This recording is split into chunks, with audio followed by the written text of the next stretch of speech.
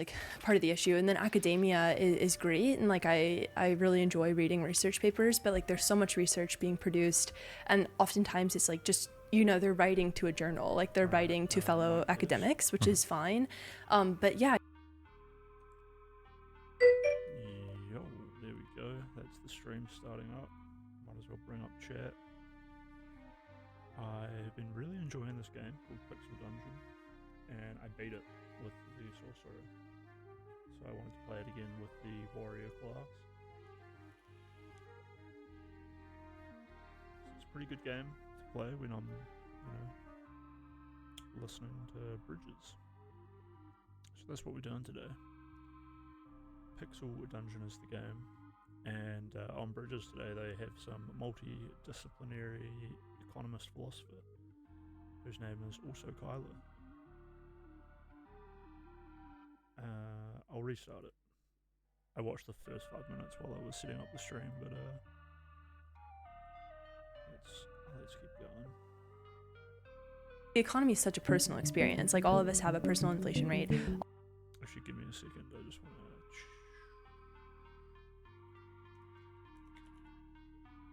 to. I wanted Xeno to be my I called this guy out right on his show and kind of embarrassed him for like not being able to answer any of my questions. And so he challenged me to like a one-on-one. But then he immediately said that we needed 2 moderators, which seems really weird. But so we both get a moderator. But inherently, us both having a moderator means that he thinks having a moderator is like an advantage. So once again, he just fully like avoided dealing with this by himself.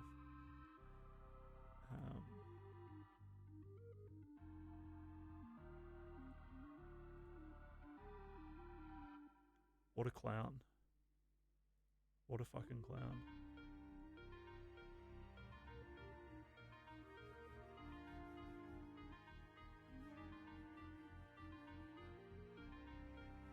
Why is my bitrate always so fucked up?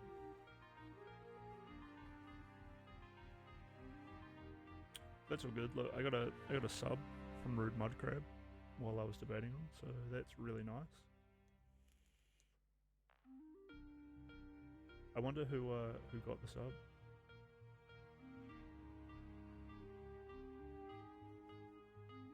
Is it possible that I can like see?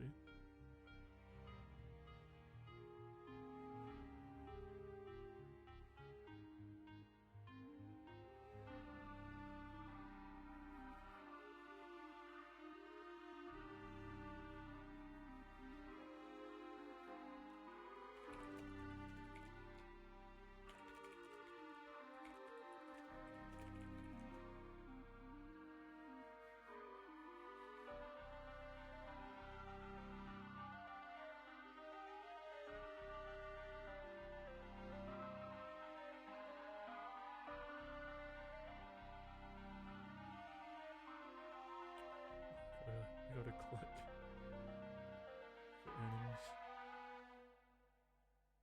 Oh, is that bad information?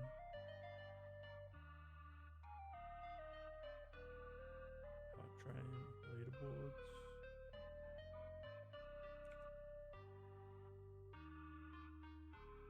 Analytics, create a dashboard.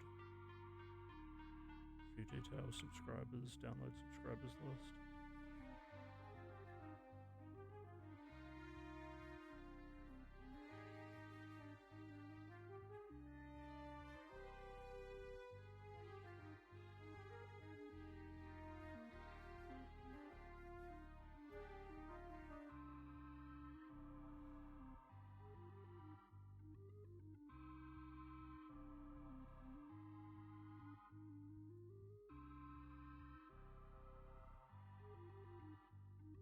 Oh no, it's a 1990s porn pop-up.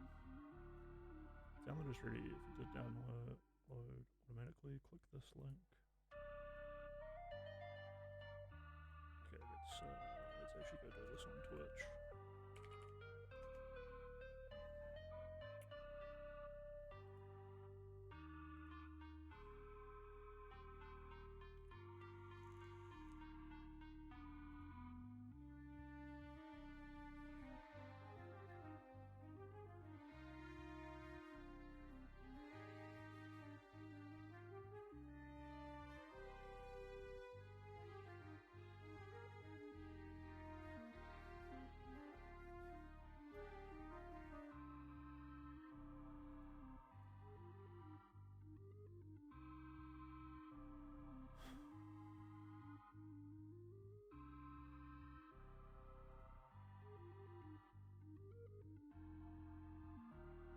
Lakota, and me. Nice.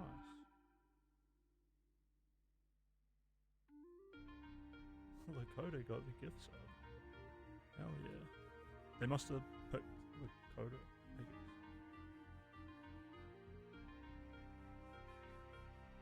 Damn, Neo Crypto with 16 subs. That's nice, dude. I have to thank him for that at some point.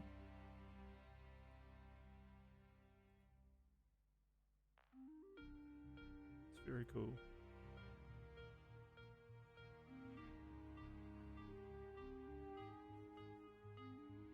Anyway.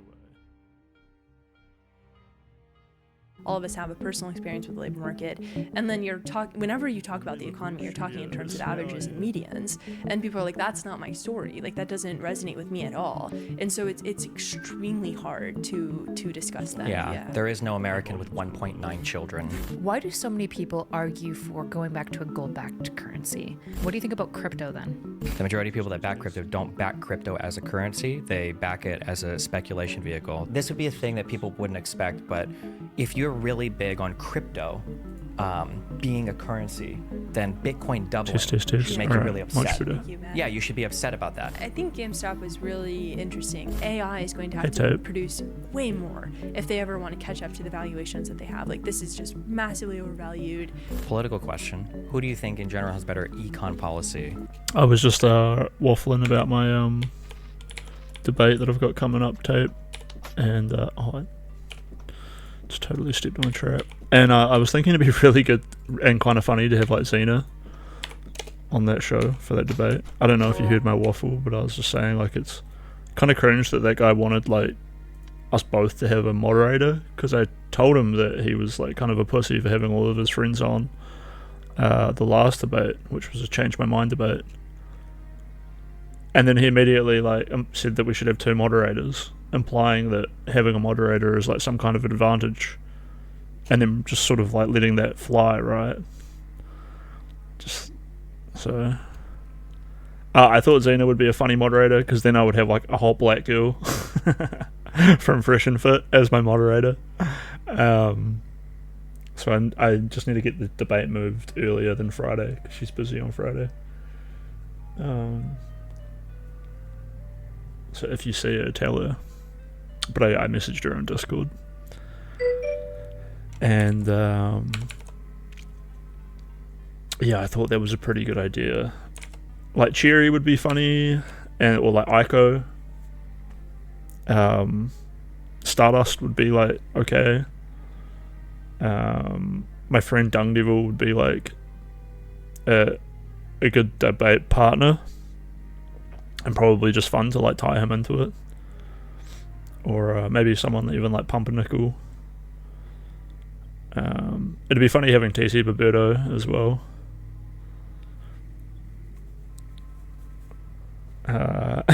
Or just spamming Kelly Jean. Just be like, Kelly, this is going to get 100 viewers. I know you want that clout. Come back, Kelly.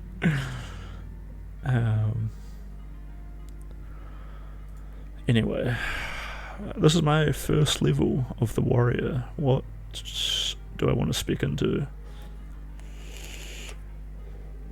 But no, Xena would be the best one, and I would definitely like tell her like, yeah, you're meant to be a moderator, but there's also another moderator, and I don't know why this guy like wanted two moderators. So Xena, like, you're actually just here to like fuck around, say whatever you want, and then I just have to try to like not be too schizo. In fact, is that Xena replying to me right there? Hold on, give me a second. Actually, let's get the stare emotes. Oh no, it's Speakeasy. I just want to make sure this whole thing isn't just a troll. So I need to pick for the thumbnails and your links to share in description, or I assume you're actually backing out of the debate. I actually do real debates and like to keep things professional when I set these up. This fucking guy.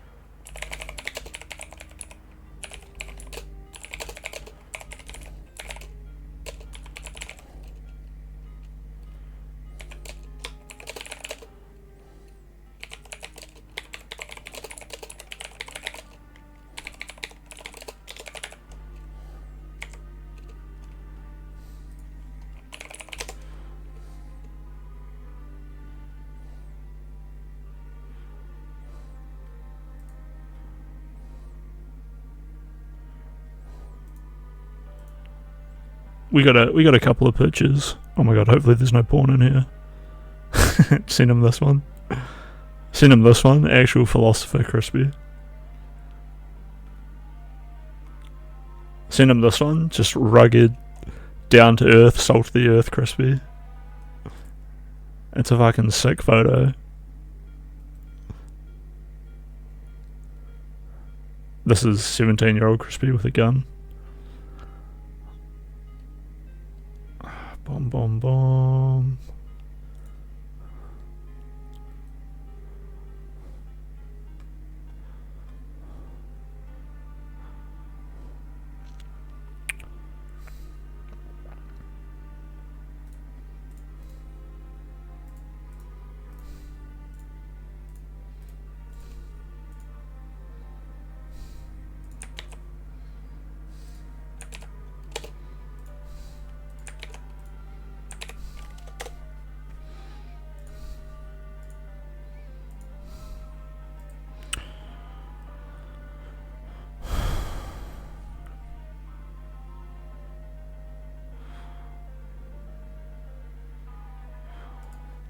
I wonder if anyone will reply to that.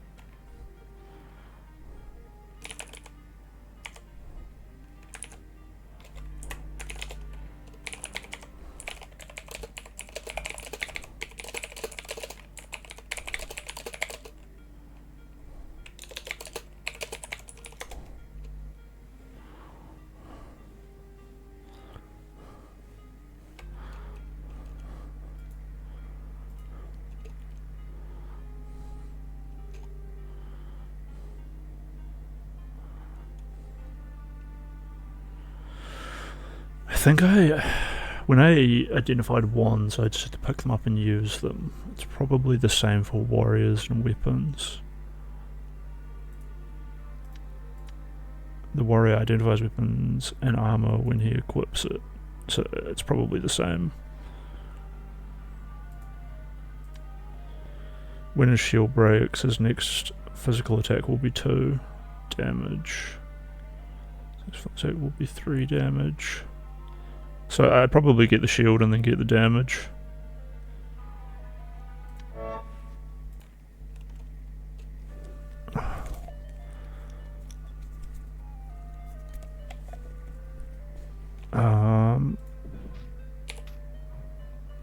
Where can I see my shield?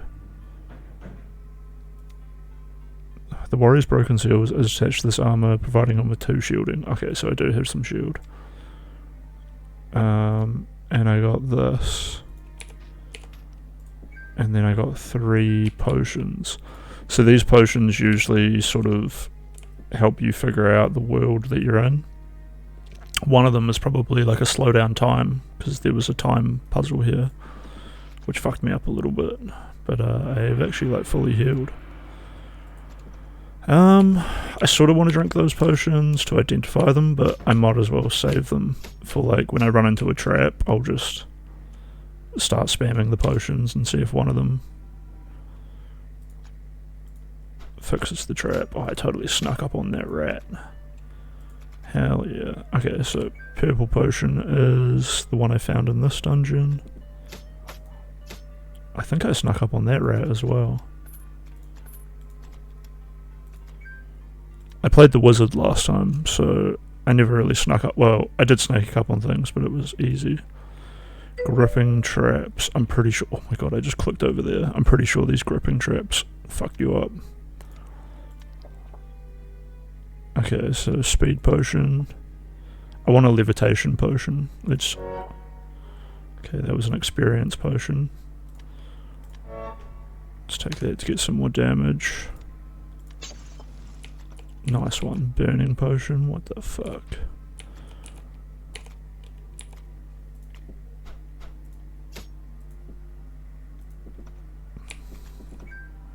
So yeah, now we're hungry. That's what this is. So when that goes red, I'll start taking damage, and when it's not showing, okay, there goes my shield, and then I got the damage, and then I did the damage. I got 2 scrolls. I think one of these will probably be a levitation, right? That one was an upgrade. Fuck, I have to upgrade something, which is kind of sad. I could upgrade my throwing stones. Oh, sorry, I forgot about the Pepe screen. Thank you, Roberto.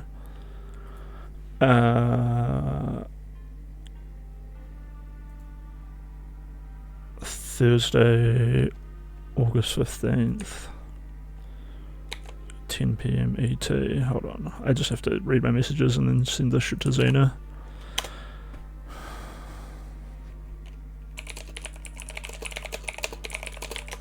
I guess she's probably asleep right now.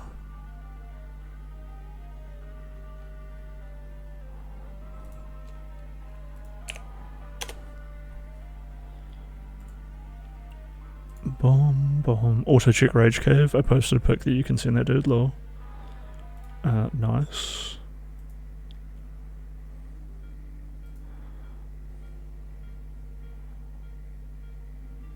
Wait, I don't see your picture, TC. Is it in the gen chat?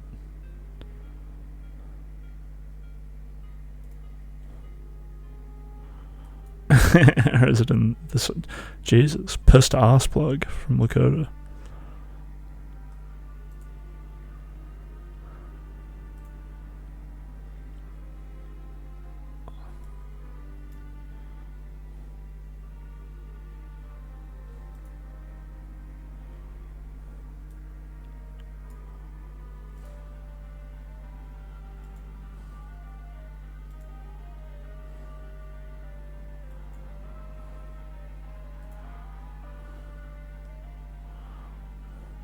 As opposed to in Carrie's server.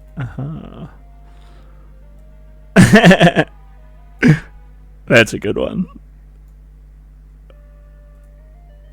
Let's go back to the regular viewing screen.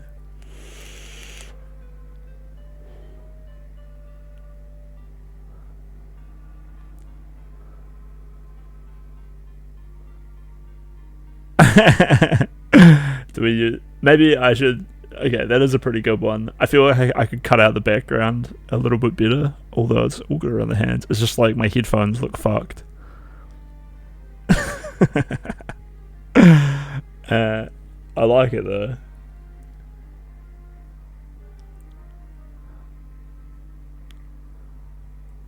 My mouth is so tiny. What the fuck? I feel like Xena the Witcher would be the most hilarious moderator for me to have, TC. Just actually like the fresh and fit girl. Just out here repping Mr. Crisp Lettuce.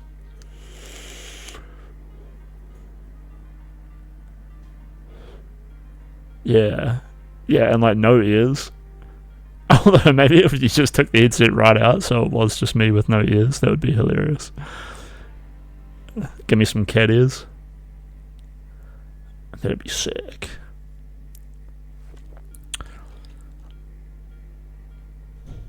Well, I could take this into Paint. Actually, then I'd have to remove the background again or something. was gonna say, and then I could like cut that out and then copy it over to the other side and then just use paint to like draw on a head strap. That'd be sick.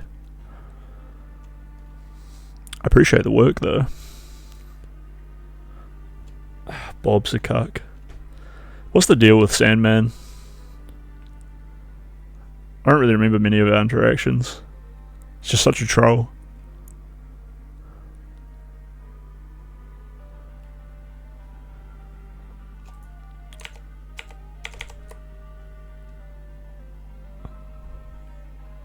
Oh my god, chat's moving too fast. Chris Bletus, I feel like both of these photos don't make sense. Carrie, if he's ever gonna give up on the conversation and kick you soon, you should bring up the fact that he has children out of wedlock and all his opinions on financial abortion stem from that. Yeah, well, like, I was wondering. That's brutal. That is brutal. I don't know how he gets his like ideas on abortion if he wants to go for financial abortion. Because like, is it just that like, just word of mouth? I just hear that he's like totally down with the financial abortion, right? So like, he just wants a whole bunch of babies born and then he just never wants to feed them.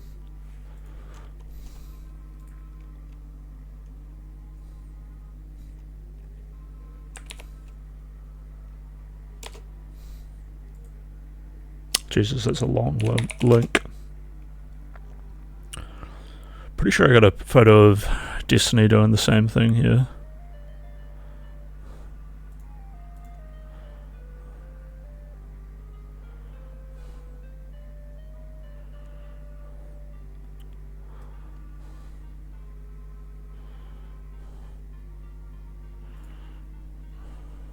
Yuck. Send him that one.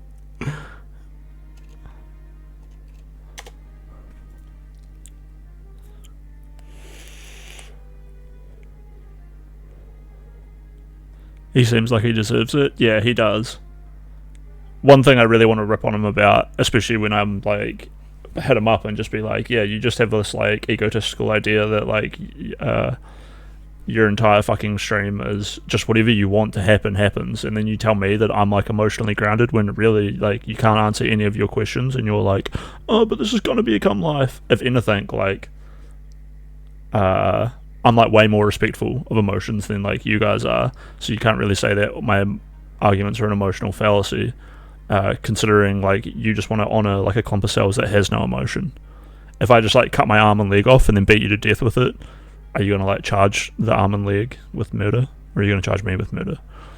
No, because that shit just isn't conscious. It's not real. It doesn't go through anything. It doesn't suffer.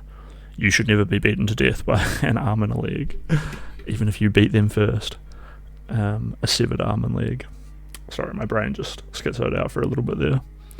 But I would follow up on the egotistical thing and be like, just look at you, dude. Like, fucking 6 months ago you used to talk like a black guy until someone in your comment section was like, hey dude, like I thought you kind of sounded retarded until you like pitched some of your ideas. And then you can see now he does try to talk a lot more like a white guy, and then his whole fucking studio is just set up with like hats with the fucking labels still on them and like shoes and shit.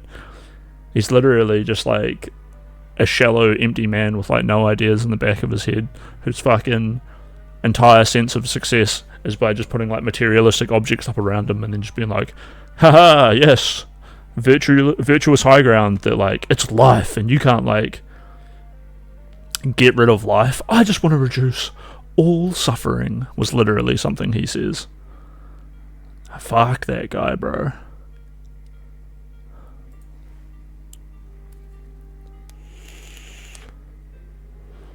Well, also, like, his friend in there was just like totally disrespecting any suffering that anyone could go through. Like, the argument was literally like, no matter what you go through in life, it's your fault completely if you don't make it to the like place you want to be at.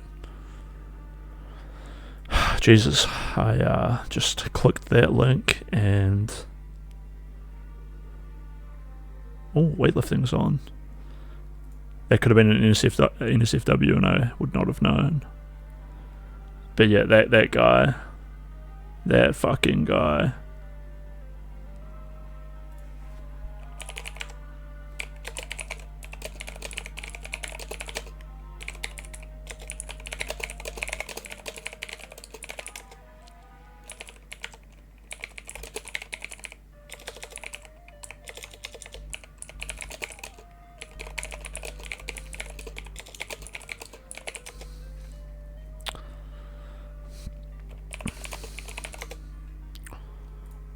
That you would agree with from an economic point of view, from like Anyway, are we done? Are we done here?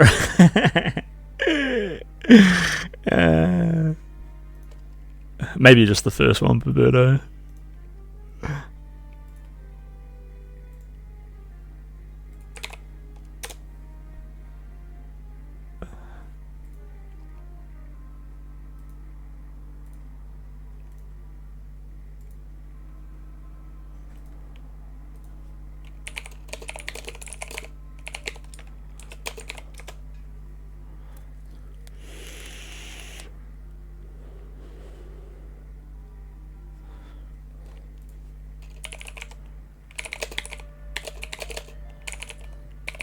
It's kind of racist that someone called him dumb for talking like some sort of ghetto black dude, and then he was just, oh, thank you so much for your input, and then totally like changed it just to talk more white.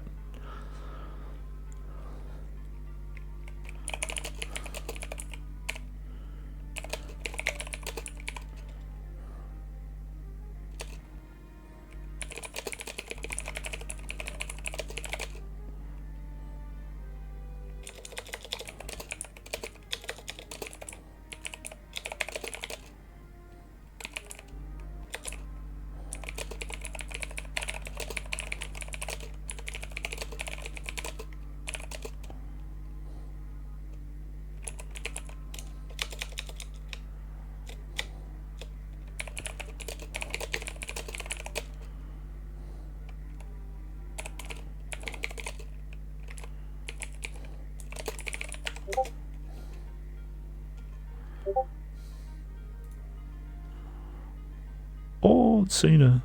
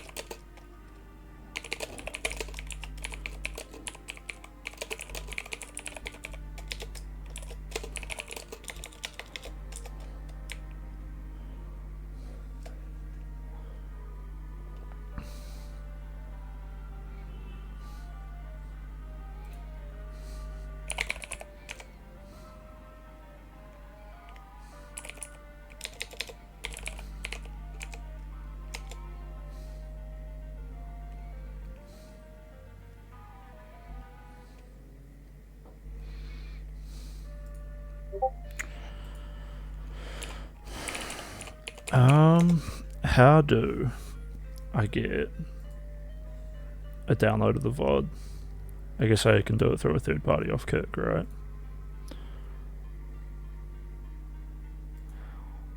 It's probably long though.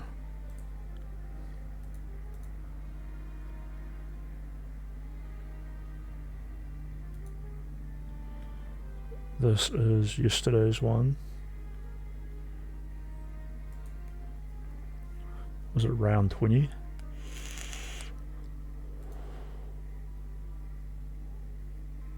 No, but you can have a shit ton of Yeah, envy for okay, everybody so, else yeah, who has sure. $1 million. You wouldn't have the shitty feeling of losing $1 million. Yeah, of course you could never. Of course you couldn't have the shitty feeling of losing a.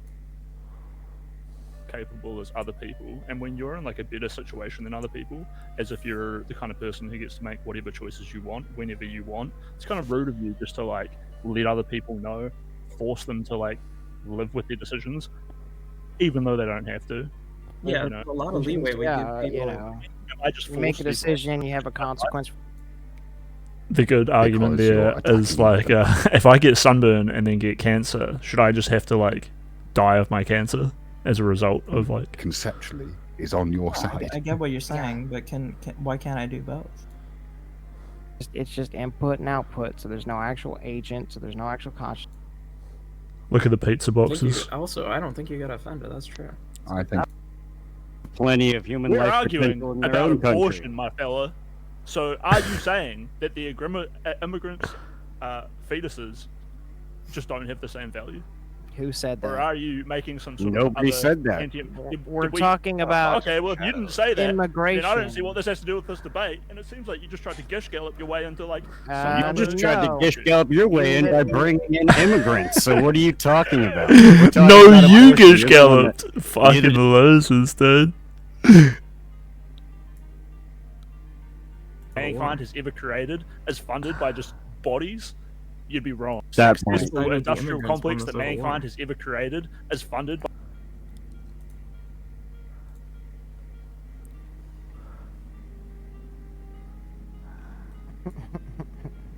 It is. No, that is but, kind of wild.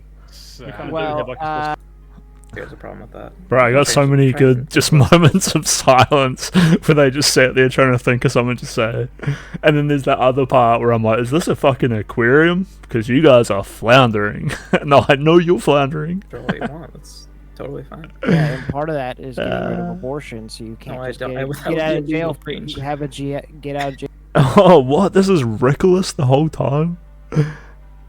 Hello, the prophet, the instigator, the main man himself, the lead anti-justical ringleader. I'm not doing another debate with him tonight. I'm trying to get Xena, the Witcher, to come do it with me on Wednesday. So hopefully that works out. Carrie was just like talking to me in DGG chat about some of the funny moments, and I was like, yeah, I should go try to find a clip. I mean, Yeah, we you do. can We just live under a choose to give shadow away all your hierarchy. willpower. Yeah, you Well, did. there you go. So as long It was the Well, first later, thing I said, I think, after that that just point, unlocked it them becomes straight away, morally problematic. overloaded his brain. To accomplish. Nah, she's in the chat. I'm reading Oh, the chat. okay. It's weird that you're having a conversation with someone on It's the fun, panel right? and then you Look, start man, I enjoy it. having Oh, side yeah, that's conversations. bullshit. It's weird. All right. Yeah, you can call it weird, but you're hosting a show, right? That's the whole point. Is to have... Carrier like There's roasted an someone in the appeal to chat, and they authority, right? But what I tend to go with is the So I suppose, and I think this is why I think this is one of those topics where the it's human life. Go ahead. Human. Is it this? it's like, do I Let's hear it. assign the same value to a collection of cells as I do to a fully formed You human say being. collection of cells, but you just agreed it's a human life. So is it a human life or is it a collection of No, cells? Is it a you see, collection this of Yeah, is so shit. This is the dumb wait, shit. wait. So like, yeah, that's what I would have said, Shiva, too. Like you can't just How do I make this change it. faster? You have to say it's a human life. When he's talking about a human life, he's not talking about biological life. He's talking about a human life as in a conscious being, right? That's what he means. No, just carrier. What do you mean, I no? tried Shiva, to is that what you illustrate meant? this already with the idea of the body without the brain. Shiva, is that what you meant? A human, but like a human person, like a conscious being, not just a collection Used of the word. biological I life? brought up consciousness, and I brought up the whole determinism. Well, I of free will suppose thing. Okay, so this is why when you guys say this, right, and you say no, the human life is different later. It's different from conception. Does that mean something at conception can turn into something other than a human? Is this what you guys are saying? No, that's not what that means. So then, what do you guys Not talk turn into about? anything. What are you talking about? That things change over time? It doesn't mean that they can always spontaneously change into whatever they want. I Look, just don't understand. Like It's we the same agree this okay. is human life. It can't Because turn into a pig. It Right, can't turn wait, into wait, a wait. monkey. It Plastic can't turn into a potato. Can't turn into a dragon. It's a human every time. This is a human Buddy, life. when you got Like it's friend, this is uncontested. I don't know why we're even that part shouldn't even be a like. Wait, Can I ask you a question, Easy? Can I ask you a question? Wait, can I ask you a question? At that's like conception, dog shit, Mike. is it also How do I skip it? It's honestly like anything I could. It's so dumb. Yeah, but Come don't you on. understand a human life is a way to Rhetorical like trick. maximize what it is? Rhetorical That's trick. not what's going on Wait, there. It's not what Is you there any think way to about. judge what a human life is without minimizing it? Wait. Is there anything I could compare it to that you would say is like No. equal value? Wait, what? What do you Sorry, value what like is a it? human This- without minimizing? Yeah, it? this Is is there anything it. I could Okay, let's grab a clip here. Boom, boom, boom. Actually, this clipping feature kind of sucks. It's so dumb. Yeah, but Come don't you on. understand a human life is a way to Rhetorical like trick. maximize what it is? Rhetorical That's trick. not what. Okay, let's start the clip here. And then, sorry, I guess you never see streamers just doing like clipping and stuff on stream. It's probably super boring. But, when is my stream ever not boring? You guys are still here, even though you know that it's going to be this way. So, thank you very much. It takes a while. Yeah, no. 2:28:03.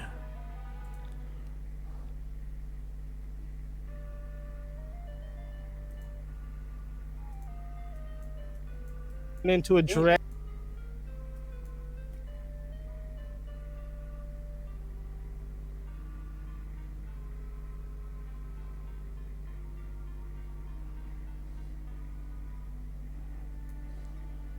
Wait, what?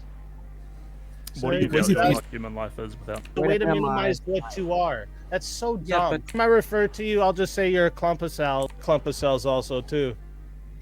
Right, So, sounds like, why so, do you have an okay, issue? Then Why do you have an issue? anytime I refer to you, I'll just say you're a clump of cells. It's just a way. Yeah, that's it's just a way to minimize. He's talking about a human life. He's not talking about biological life. Would have said Shiva too. Like you can't just change it. You have to say it's a human life. When he's talking about a human life, he's not talking about biological life. He's talking about a human life as in a conscious being, right? That's what he means. I probably No, could have introed this better, carrier. where I was like, "Hey, I'm finding it a little bit tried hard to figure illustrate out this already with your the idea takes." of the brain. Shiva, is that what you meant? A human, but like a human. Damn it! I wish I could get that clump of This, cells right? part in it, but Is this what you guys are saying? Is this what you guys are saying? No, that's not what that means. So then, it what could- do you guys it could not talk turn into about? anything. I Because just look, don't understand. Like It's we the same agree thing. this is human life. It Because can't turn into a pig. It Right, can't turn wait, into wait, a monkey. It plastic, can't turn that's- into a potato. Can't turn into a dragon. It's a human every time. This is a human Buddy, life. When you, I could when you blend got- it up when and you it would got- turn into a when you got- slushy. Uncontested. I don't know why we're even. That part shouldn't even be a. Wait, Like, can I ask you a question, Easy? Can I ask you a question? Wait, can I ask you a question? At That's like conception, dog shit, Mike. is it also a clump of cells? Yeah, you're a clump of cells also too. Right. So Down. Fuck, how am I so far back? Anyway, to Wait, give what's you the- like human this seems- movement is generally that. Honestly, Like, Paul's very hard talking- I could compare it to. That But But when you refer to you, human life is a way to Rhetorical like trick. maximize what it is. Rhetorical That's trick. not what's going on Right. there. It's not. What is you there any think way about. to judge what a human life is without? Sorry, there's a analysing? helicopter Is there flying in. anything I could compare it to that you would say is like a peak Well- value? wait, what? What do you Sorry, Quizzy value thinks like that human- this seems like an Sorry, extremely It's honestly like Paul's very hard talking to at get argument, the where right? you're same coming from. time. I hear you telling the other contestants quite a lot that you don't understand where they're coming from, but your like argument is generally that like, yeah, but it's not an animal, it's not this, it's not this. Like, what exactly is it? Just a steel man where you're at?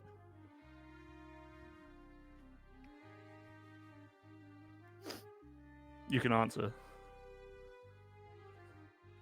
No, so yeah, I don't know what's going on with my. Everything was just cutting in and out for me here. Answer exactly. Distance quite a lot that you don't understand where they come. Wait, what? There. It's not. What Is you, the- It's a way to minimize. Exactly, it's a way to minimize what you are. That's so. Anytime I refer to you, I'll just say you're a clump of cells. It's just a way. Yeah, that's It's just a way to minimize It's a way to the minimize. actual- Exactly, it's a way to minimize. human life. He's not talking about biological life. He's talking about human life as an Straight this already with just a Here's collection the of. word. This is why when you guys, Talking about a human life. He's not talking about biological life. I Because, look, just don't understand. Like It's we the same- agree. This okay. is human life. A potato, the human life Ask you a question, Easy. Can I ask you a question? Wait, can I ask you a question? also. When I Hey. refer to you, I mean, what do you guys?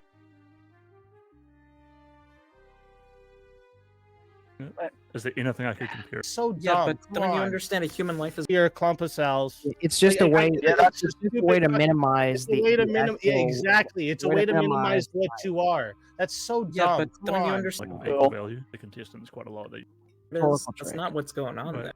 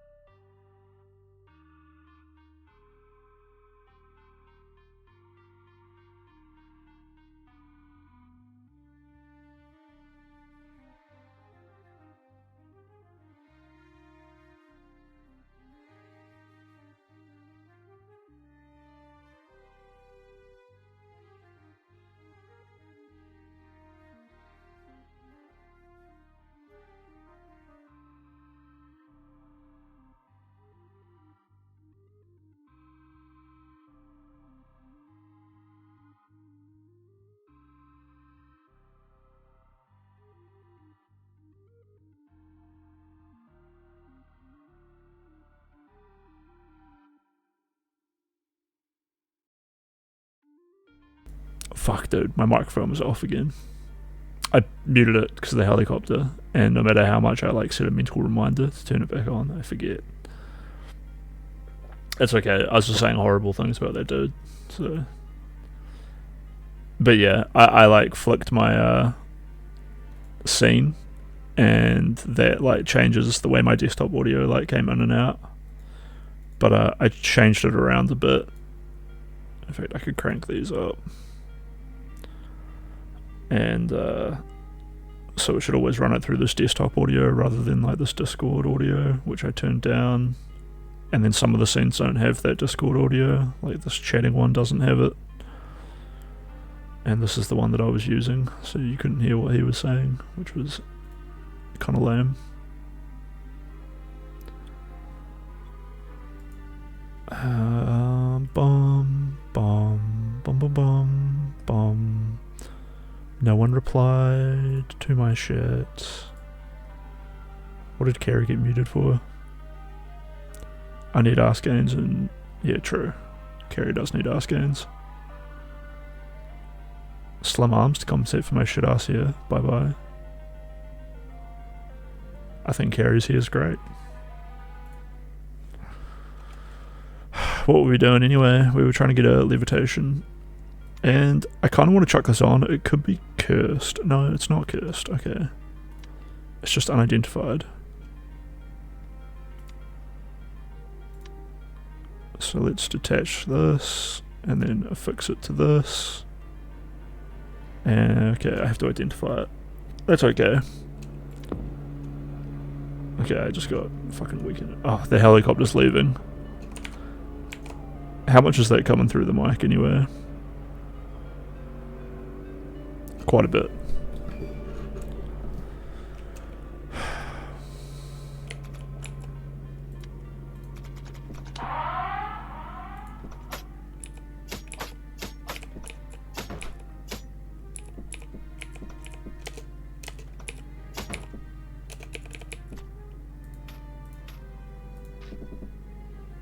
I feel like I should be able to see my shield down here.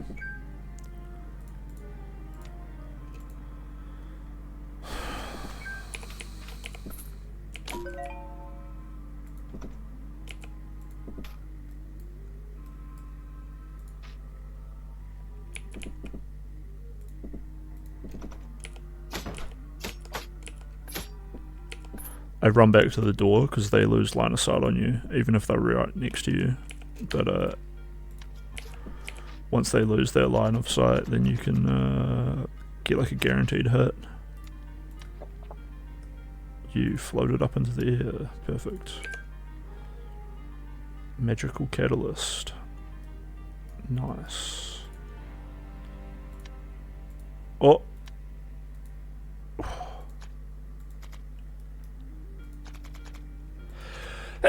Chew!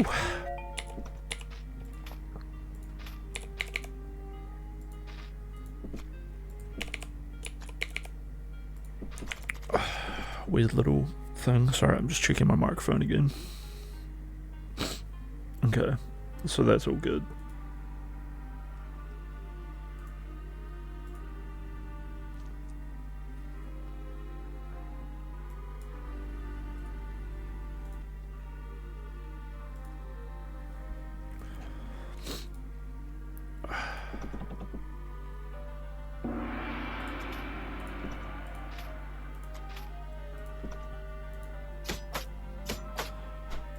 Yeah, people keep telling me that that dude is a deadbeat dad, so it's kind of fucked. I bet he cheats on his girlfriend as well. Grug grug. It takes a real man to cheat on his girlfriend. In fact, the more beautiful she is, the more you have to cheat on her, just so that you can establish dominance.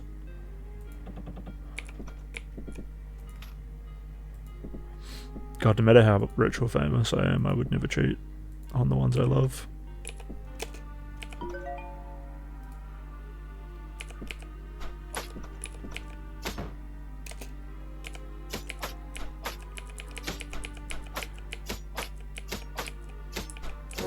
Okay, that went okay. Those crabs can be pretty tough. What's that? Just a statue. And some throwing equipment.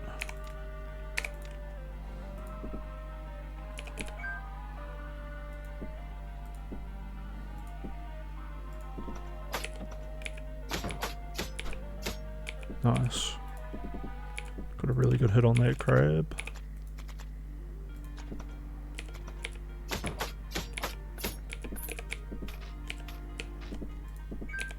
We're taking a lot of hits, but I'm doing good. Oh look, and I actually identified that armor, which means I can attach my shield back to it.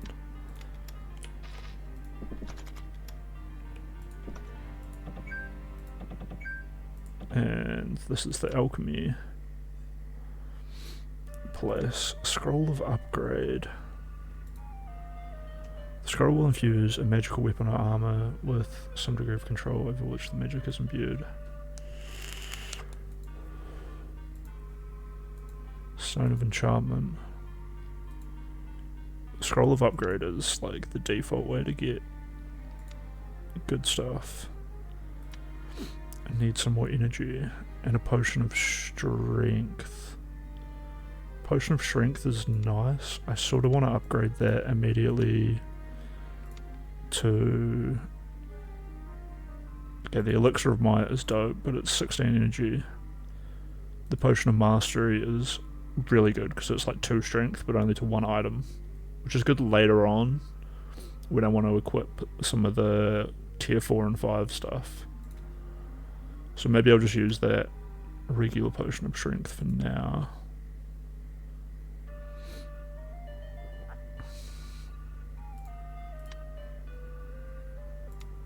Yeah, fuck that stone of intuition.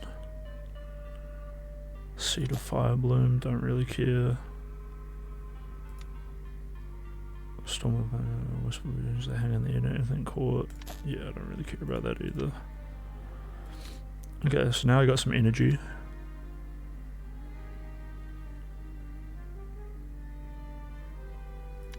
I don't know what this is. It's probably like an identification scroll. I don't know if that symbol is always identification, but I think it is. I can turn these into liquid metal. When poured on a thrown weapon, this magical liquid fills in the cracks and tears from use, restoring the thrown weapon to perfect condition. So I guess I just... So this will help me like make my thrown weapon last for ages. A tier 1 weapon requires 10 liquid metals to be fully repaired. A tier 5 weapon requires 30. Each upgrade also doubles the amount of metal needed. Damn.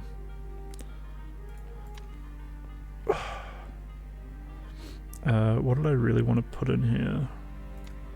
The catalyst. Trap mechanism. What begins to glow to you could imbue with the energy to turn into magical trinkets. The core mechanism, blah blah blah. Drink will make 25% of regular floors become filled with either traps or chasms instead. I don't even know, like...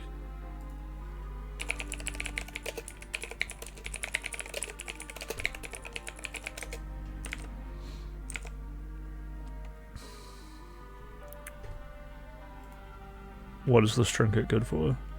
Just to kite enemies? Pretty much. Some traps shoot at the nearest enemy and other traps at an area effect around them. You can usually... I don't even know how to like bait people into my own plants or traps. They just go around them, I'm pretty sure. Kill gnomes with a pitfall. I guess I would, yeah, then like throw like a weapon at the trap to trigger it. But then it just shoots me like half the time.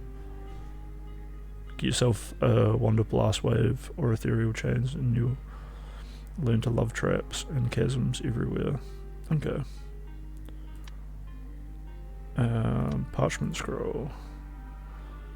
Will make enchantments and glyphs 2 times as common and curses on weapons or armor 1.5 times as common.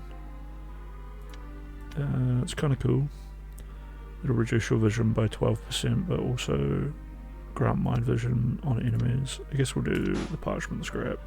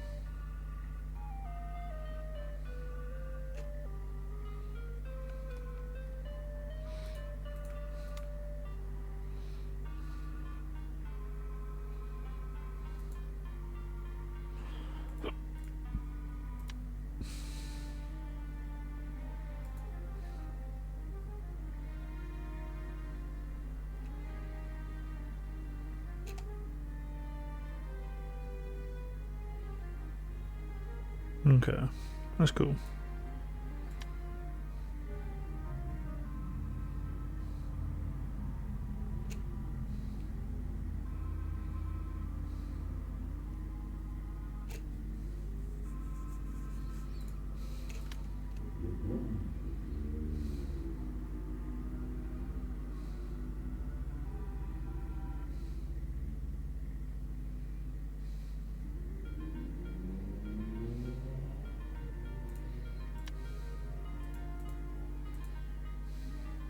Oh. I don't get to pick one. Okay, weird.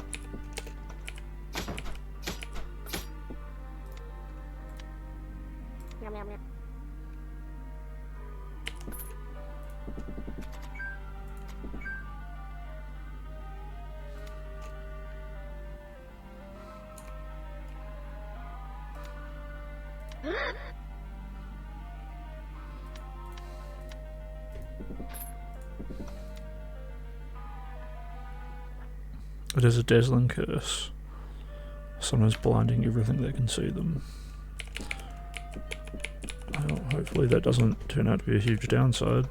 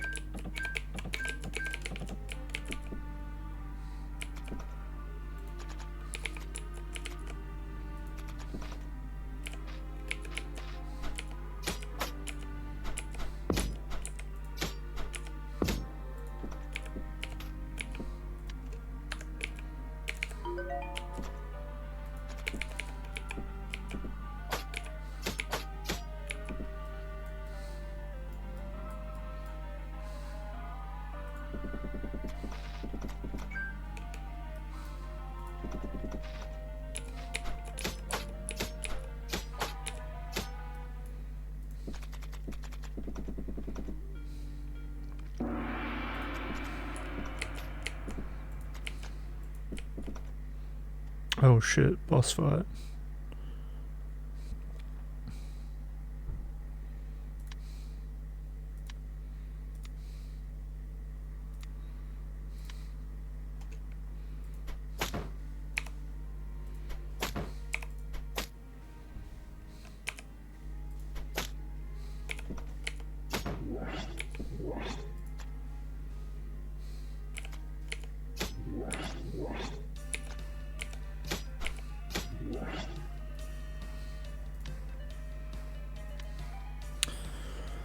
Pincushion.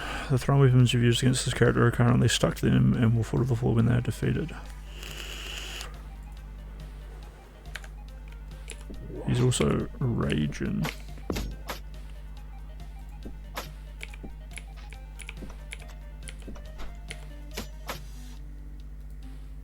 Okay, now he's raging.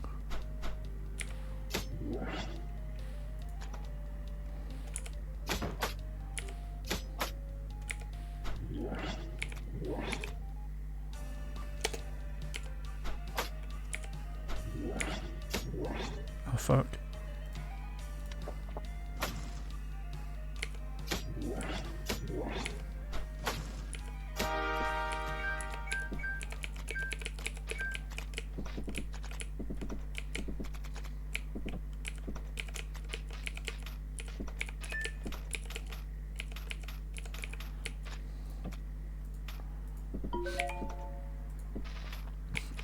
So simple, just use a healing potion. Oh, it's a Rat King. The kingdom won't rule itself. No, it won't, Mr. Rat King. What do you got in here? Gold. Hopefully none of these are a mimic. We're good, we're good.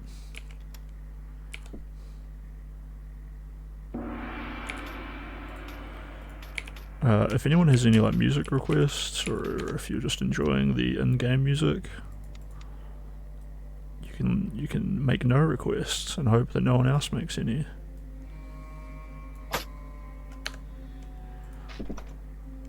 And we have a shop. Very cool.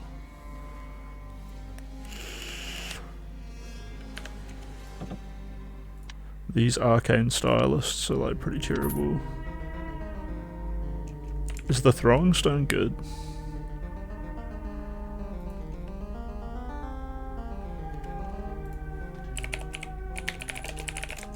I need to do like some reading up on the missiles. Tier 1, throwing knife, throwing stone and dart. Best use of the item is starting a fight from afar.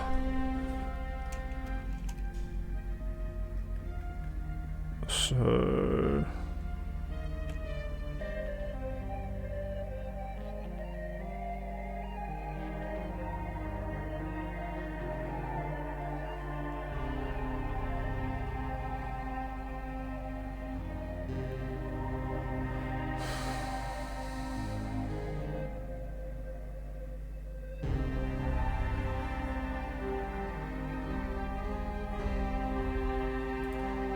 seems pretty straightforward. What do we got? Some scrolls. I definitely want to get the Ankh. Need some more dewdrops. These potions of healing are pretty nice. Scrolls are pretty nice. Sapphire ring is super expensive.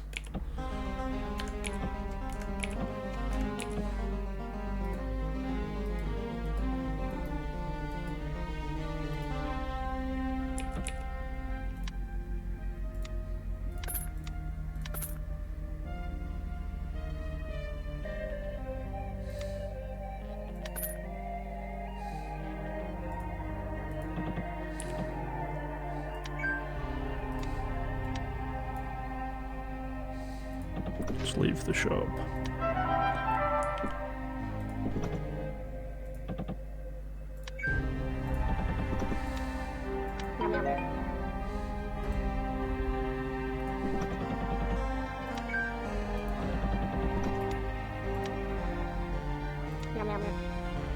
There we go.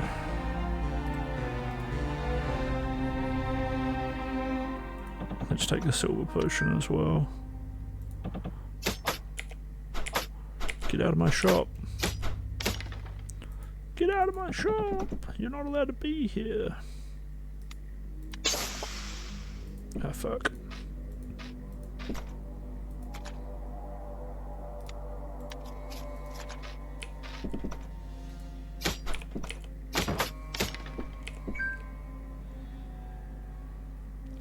Cursed Assassin's Blade.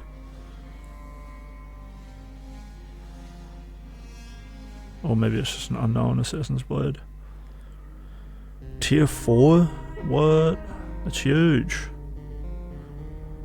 4 to 20 and requires 16 strength. Okay, that might be something I attach a good weapon to. I mean that I attach the upgraded strength potion to.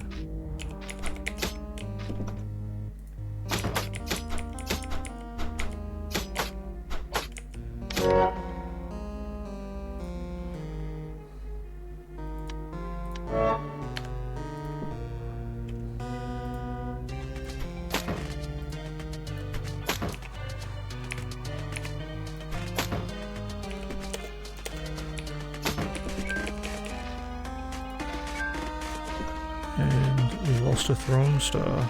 Shame.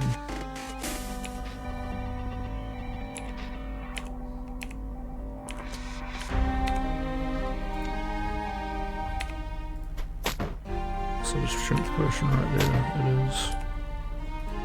Is this pincushion? It is.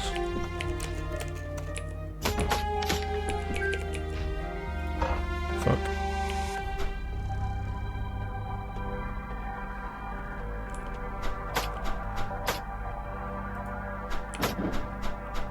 Oh.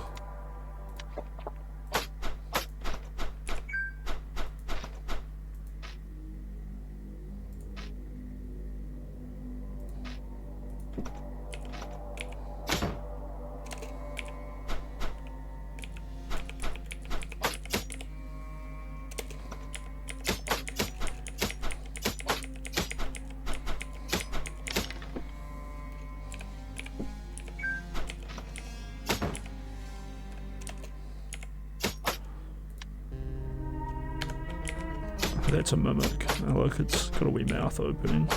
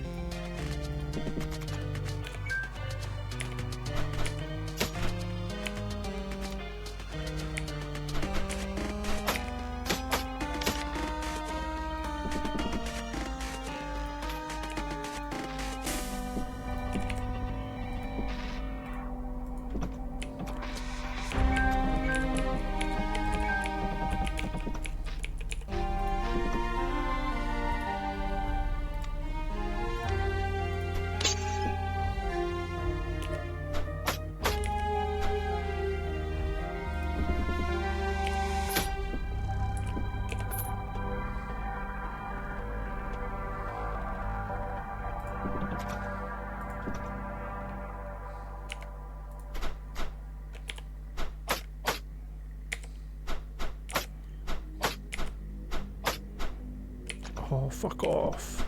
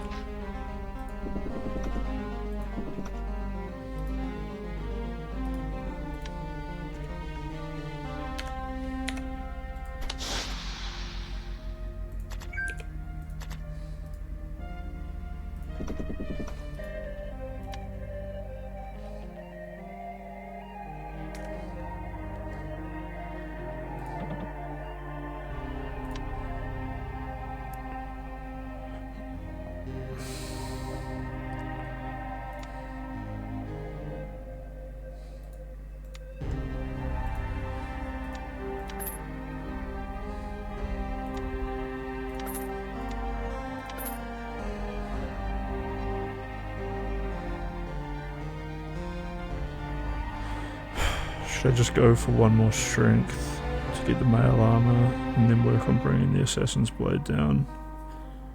Yeah, I think I should.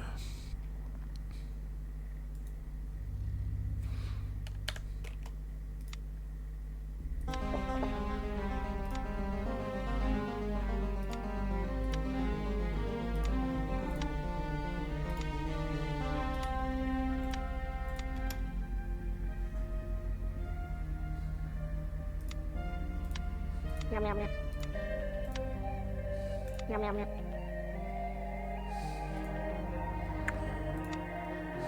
13 strength. Okay, so I need 2 more potions of strength. Really want that sapphire ring, to be honest.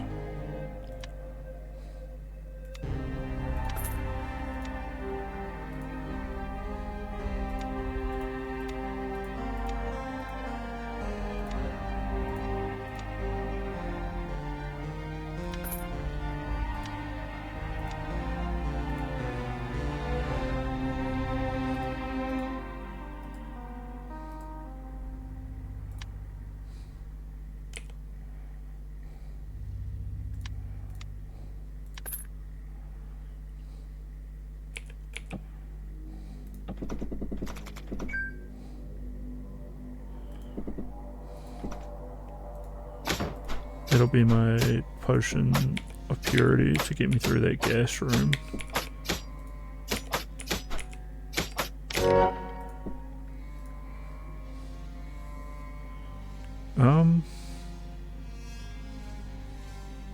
Runic transference is probably pretty nice.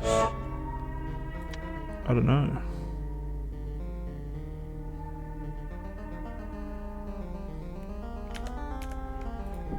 I don't actually know what a powerful glyph is, so that'll be something cool to learn.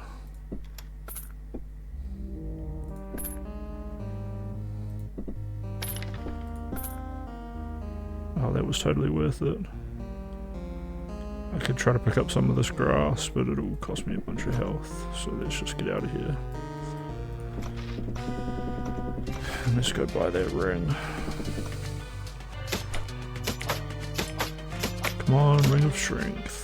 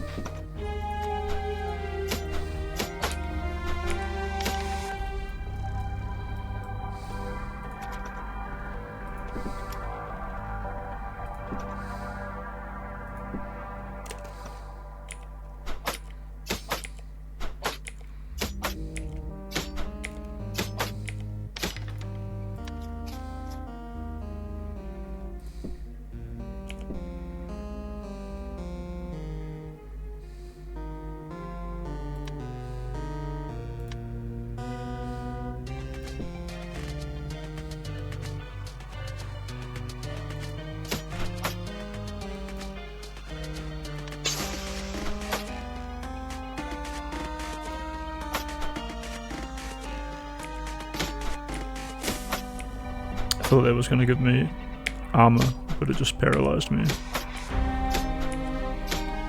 Although I just annihilated that dude, so that's cool. Shocking Scimitar. Scimitar is a tier 3 that does 3 to 16 and a shock, and it's fast. I don't really know the difference between fast and regular weapons. Pixel Dungeon, what do fast weapons do?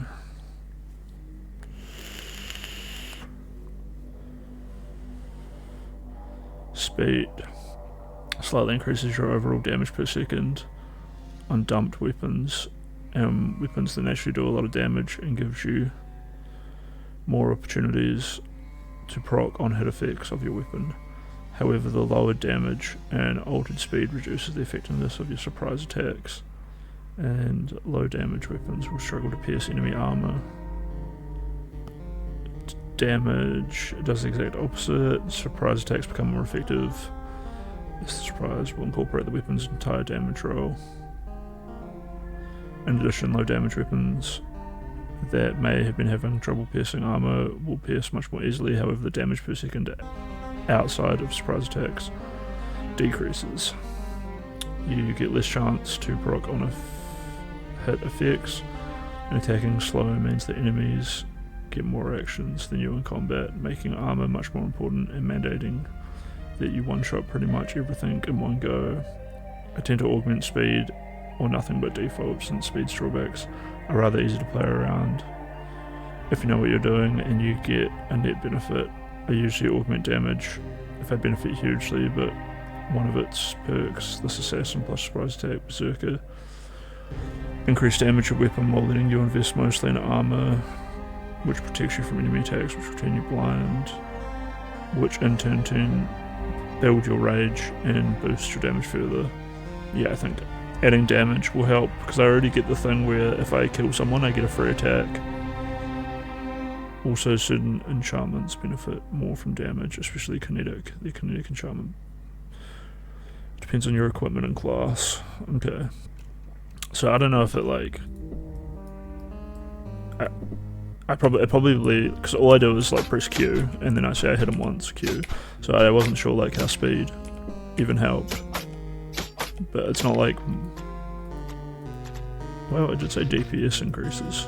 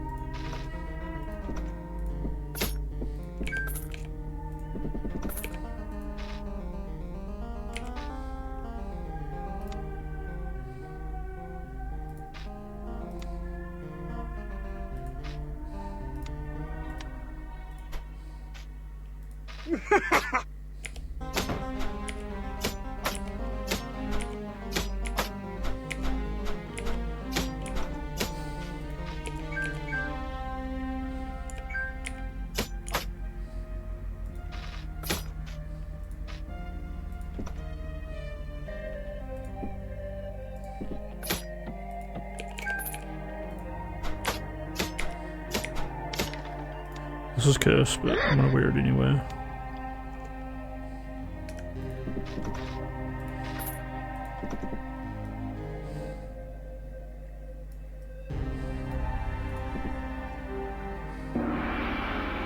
Maybe that was dumb. I just want to like get down to identifying it, but probably putting on cursed rings is not a great idea. Oh, runestone. Hell yeah. What did we get?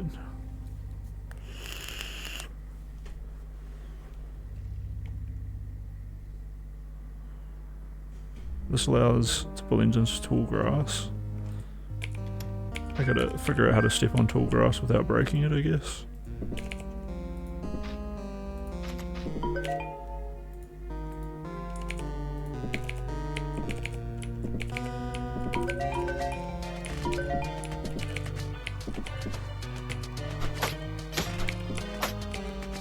Bees.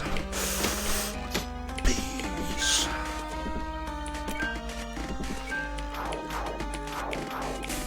Oh, I can just...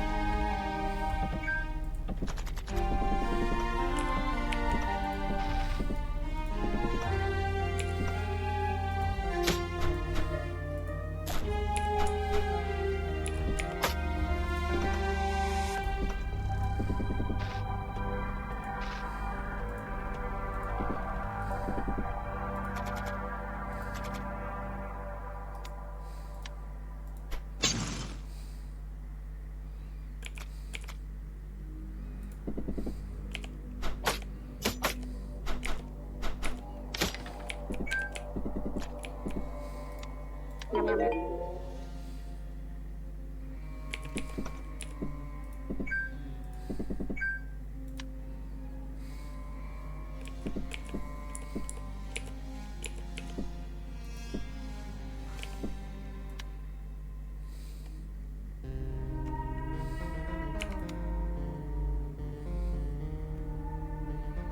I think this is a bookshelf. Yeah, it is. I actually want to burn that down.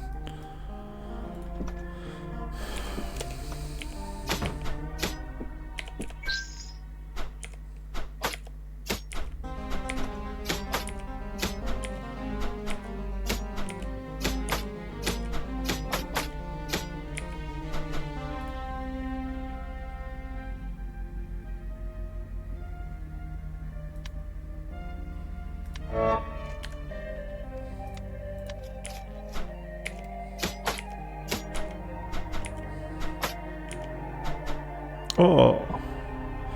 Wait. This ring enhances the force that wears melee blows. The extra power is fairly weak.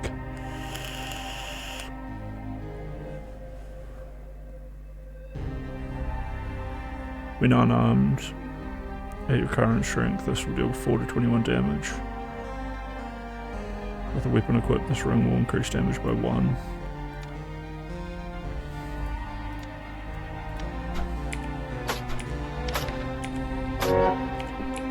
Cool. Ring of Haste. Cool. So I could be like fast and strong unarmed.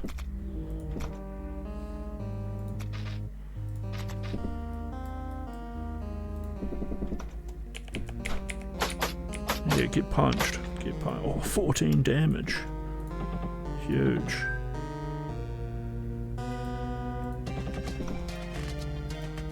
Let's go by the library in that room and read the scroll.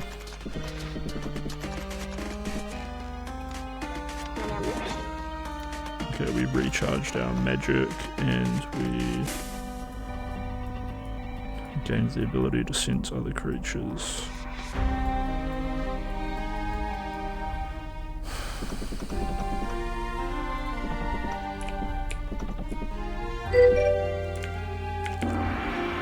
Very cool. Splugard, what's good, dude? I got a debate coming up with some guy that I roasted the other day, and I'm playing this super cool game called Pixel Dungeon. Let's see if I have a clip from the debate. Hold on.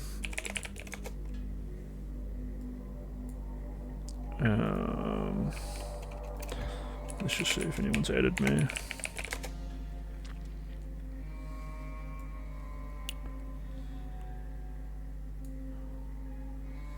Does God know all things? Dank memes. Does God know what it's like to take a big, fat, juicy one right in the kaput? Do not miss the hangovers and puff yourself. Oh, you quit drinking? Dude, were you following me when I was all bloated from drinking wine every day? My face was just like so fucked.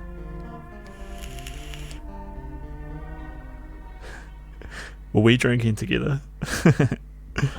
Negative 228. But yeah, I embarrassed this dude so hard.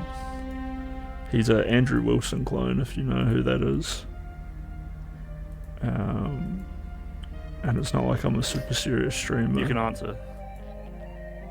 I think this is the first thing I said. Shorthand is an absence of. It was an abortion debate, and this dude is like totally anti-abortion, but like moral grandstands on it real hard. Well, I'm a Buddhist, You're so atheist, that's the perspective so- that I'm coming from. But Attack Buddhism. It's this So guy. guys, he's part of it. Oh, when really, all man. he's trying to do is say that maybe you're just running off instinct. There's some sort of illusion. Weirdo, John. I'm a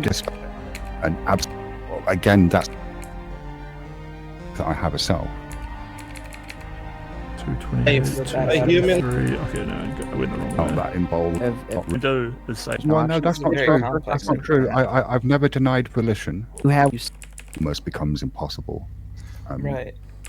same fact- Human life. When he's talking about a human life, he's not talking about. That's just a way to minimize It's a way to the minim- actual- exactly. It's a way to minimize what you are. That's so dumb. Yeah, but Come when you on. understand a human life is a way to Rhetorical like trick. maximize what it is, Rhetorical that's trick. not what's going on Right. there. It's not. What Is you there any think way about. to judge what a human life is without minimizing it? Is there anything I could compare it to that you would say is like a people value? Wait, what? What do you This value? seems- this seems like an extremely It's honestly like very hard to argument, get your right? point. I hear you telling the other contestants quite a lot that you don't understand where they're coming from, but your like argument is generally that like, yeah, but it's not an animal, it's not this, it's not this. Like, what exactly is it? Just a steel man where you're at? His face. You can answer. No, so yeah, I don't know what's going on with my. Everything was just cutting in and out for me here, so you might have to repeat yourself. It wasn't. I He closed just some said this tabs. unlocked. He wasn't I clicking think around that- trying to fix it. Right. A lot of your arguments were that like it's a human life at conception, and it's not ever going to be anything that's not a human. What is it going to be without describing it like as a human life, or like what is the inherent value that you're like attributing to it being a human, because it's not consciousness, it's not reactiveness?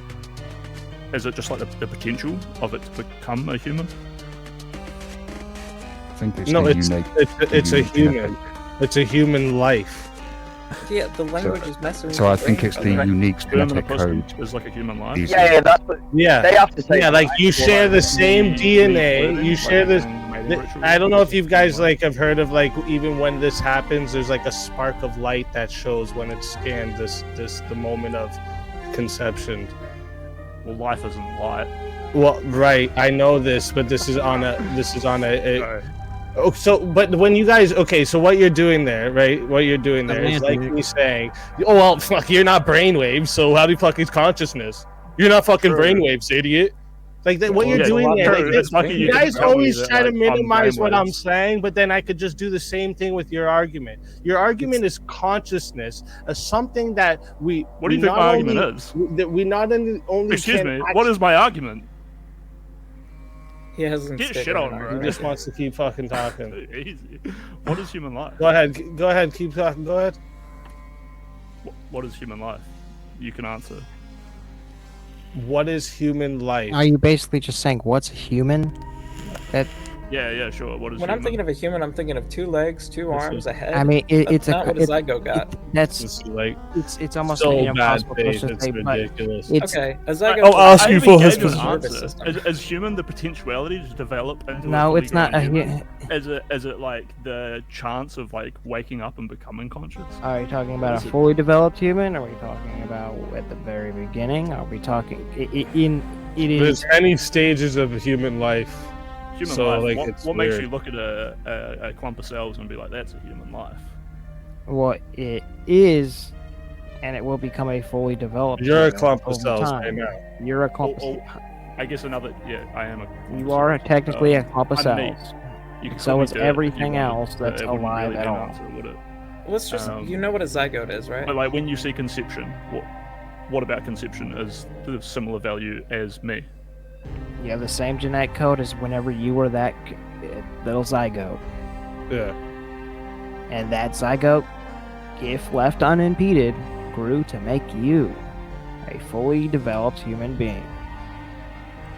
Okay, so a zygote Yeah. is a human, right?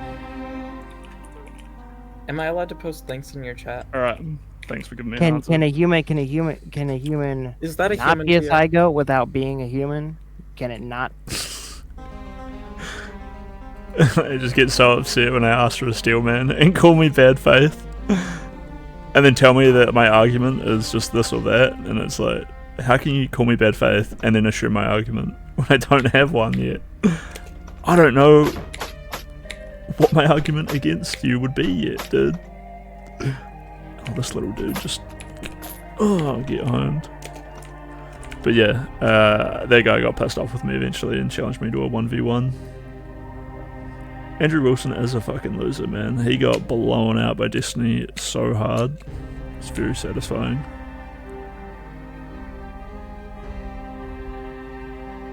I was actually meant to be listening to this episode of Bridges, so I can put that on, because I forgot to even start it.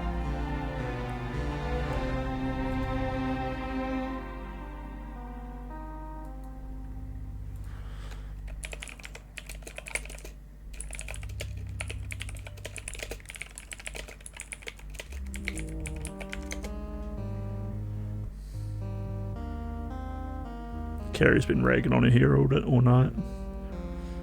This member in chat, she's like, "Oh, I hate my hair." I'm like, "It's fine. I like it.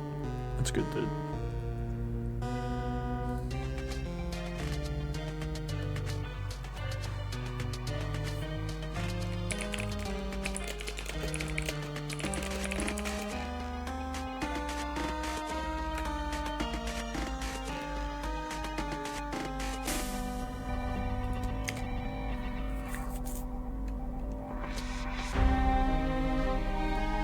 The economy is such a personal experience. Like, all of us have a personal inflation rate. All of us have a personal experience with the labor market. And then whenever you talk about the economy, you're talking in terms of averages and medians. And people are like, "That's not my story. Like, that doesn't resonate with me at all." And so it's extremely hard to discuss that. Yeah, there is no American with 1.9 children. Why do so many people argue for going back to a gold-backed currency? What do you think about crypto then? The majority of people that back crypto don't back crypto as a currency. They back it as a speculation vehicle. This would be a thing that people wouldn't expect, but if you're really big on crypto being a currency, then Bitcoin doubling should make you really upset. It should make you mad. Yeah, you should be upset about that. I think GameStop is really interesting. AI is going to have to produce way more if they ever want to catch up to the valuations that they have. Like, this is just massively overvalued. Political question. Who do you think in general has better econ policy that you would agree with from an economic point of view, from like a Democratic Party versus Republican Party? Or what do you think are some of the strengths and weaknesses of... Hey, welcome to Bridges, episode 14. We are joined by Kyla Scanlon today. She is a multi-disciplined individual. She puts her mind to stuff. She gets it done. She's written books. She's done amazing art and poetry. She's written for the New York Times, the New York Magazine, and Bloomberg Opinion. Thank you for joining us today. Oh, thanks for having me. Excited to be here. Yeah. Okay, the first thing. So when I looked on your website, I obviously noticed cycling. And then there's just there's actually two different Notion links of poetry. Yeah, there's two. There is two, just as a heads up to fix that. I'm just kidding. And in it, there's a poem called "Tender" about a little bear. Yeah. Why do you put that on your website? I'm so curious. Well, so like throughout the book, so I just wrote this book in this economy, and there's also references to poetry in the book. And the reason that I try to do that is because like the multidisciplinary thing, I think it's important to like talk about literature and talk about philosophy when you talk about the economy, and so that's why I have the poetry links, is because I think it's really enjoyable. So yeah. Okay, so it's just if for those who are unaware, Kyla wrote this book in this economy, and when you flip through it, there's cute little drawings, but there's also kind of different quotes from poetry or famous thinkers and whatnot at the beginning of every chapter, which I think is like a really cool integration of kind of philosophy and literature into what I think most people would consider like a very dry, very STEMmy topic, which is economics and finance and stuff like that. Yeah, and like, you know, this gets me up on a soapbox, but like I think a lot of people think that economics doesn't really apply to them, or they think about it as this like big abstract thing. And I think if you can put a more human-oriented lens on it through like incorporating philosophy and literature, it just makes it more accessible, right? And it makes it prettier to interact with. Right, so that's pretty. the goal of doing that, yeah. That's super cool. Are you familiar with anything that I do online? Yeah. Okay. Yeah. I'm sorry.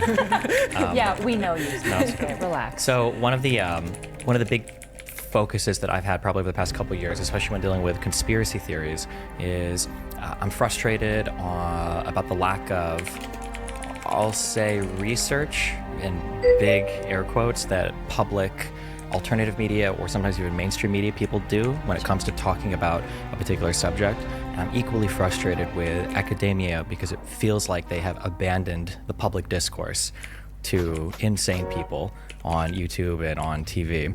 Yeah. And in going through your YouTube channel, it seems like one of the things that you have an interest in is like trying to find ways to publicly communicate, you know, complicated economic topics in ways that people can understand. When you try to make something understandable, or you try to make it so that an average person might be able to understand something like monetary policy or interest rates, or why should we have a gold standard or shouldn't we, or is it really just like, how do you approach breaking something down and making it understandable to the average person? Yeah, I mean, I think like most of those topics are accessible if you make them, like just translate them in different language. So one example is like this idea of the vibe session that I created 2 years ago, and by using the word vibes to talk about consumer sentiment, automatically it's like, okay, I understand what vibes are. It might not, like consumer sentiment is this big hairy word, but like vibes make a lot of sense. And so I just try to distill everything down to the simplest form. And the thing that's really helpful with like YouTube and, you know, short form media is you have video. So you can have facial expressions, like you can have images on screen, you can have text on screen. And so you're able to communicate a whole lot more through that than you would in like an article, right? And so I think that like the medium itself is impactful, and then just distilling things down to their simplest form. And sort of like walking people through step by step what it means is how I try to do it. Yeah. Do you think there's a problem with communication today between economists and academia to the layperson? Yeah, absolutely. What do you think are the big causes of that? Well, I mean, I think number one is the business model of media, right? You know, negative headlines have become, there's a chart showing like how headline sentiment has decreased. Like there's just straight word down over time. And negative headlines have a 2.6% click-through rate, I think, and then if you have a positive headline, the click-through rate decreases by 1.9%. So like that right there is an issue. Like people want to click on negative news, and so I think that decreases by 1.9% or 1.9 points from the, like, does it go down like below 1% click-through, or it decreases by 1.9%? Yeah, so people click on it less. Okay. Yeah. Gotcha. But do they click on it 1.9% less than 2.6 click-through rate? It's two separate statistics, yeah. Okay, gotcha. Okay. So from a baseline, right? And so I think that's like part of the issue. And then academia is great, and like I really enjoy reading research papers, but like there's so much research being produced, and oftentimes it's like just, you know, they're writing to a journal, like they're writing to fellow academics, which is fine. But yeah, I mean, I was actually talking about this with Marshall, who runs the Realignment podcast this morning, because we were talking about sort of this communication failure. And I think that's part of the sort of situation that we're in right now, is that all these things are happening around everybody, right? Like you're looking at politics, you're looking at the economy, you're looking at everything that's going on, and then you go and read the headlines and it's completely confusing. It's, you know, sometimes misleading. And so yeah, that's a long way to say that I do think that there's a communication failure. I'm super curious, because one thing coming from like my background in school, I remember a lot of professors that I talked to about like getting back online and just debunking lots of like bad information, is that they're extremely fearful of the social media like monster as well. You know, they look at a professor becoming more public, getting a ton of like hate, and then it like disrupting their career in some way, even if it's not like as extreme as like the examples that are coming to mind immediately. Most academics are very, very nervous of kind of that mob emailing their job and messaging them, because the university probably won't protect them, I think is a really common sentiment I hear. Yeah, and so you're saying that's like why they wouldn't enter public Have you discourse? noticed that's the same in economics as well? Like, is that, because I'm from psychology, right? Sure. So is that the same feeling? Is there economists that are very nervous of the social media mob, or is that not so much an issue in I mean, I think everybody's a little nervous of the social media mob. There was actually an interesting chart that was published the other day of like the top economists that get cited. Jason Furman out of Harvard is like, you know, number one, and he's extremely active on Twitter. Isabella Weber is another one, extremely active on Twitter. And so I think like the poll is that you have to post on social media for your research to really be seen by people. But yeah, I mean, there's always worry about who is going to read it and how are they not going to read it, and like what kind of questions are they going to ask. So I think the social media mob is like outside of, it just impacts everybody. Yeah. Honing in on the vibe session. So it seems like for the past year and a half, economists have been like scouring every economic indicator possible to figure out like where is all of the negative consumer sentiment coming from.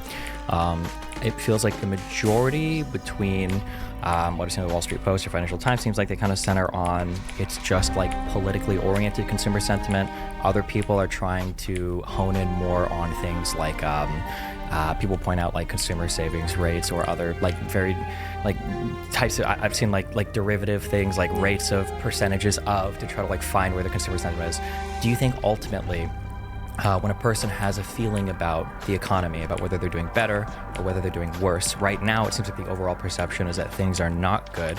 Do you think that that's more tethered to financial reality, or do you think it's more tethered to like a political perception based on the news they consume? Yeah, so I've spent a lot of time thinking about this because when I first published that piece, like I was like, oh gosh, like why are people feeling bad? Like look at GDP, look at the labor market, inflation is going down. And now I look back at that and I wish had done deeper research on some things, because like we have a structural affordability crisis, right? Like we have a housing crisis. Elder care is $10,000 a month. Childcare costs are up 32% since 2019. And so like there are real reasons that people feel bad.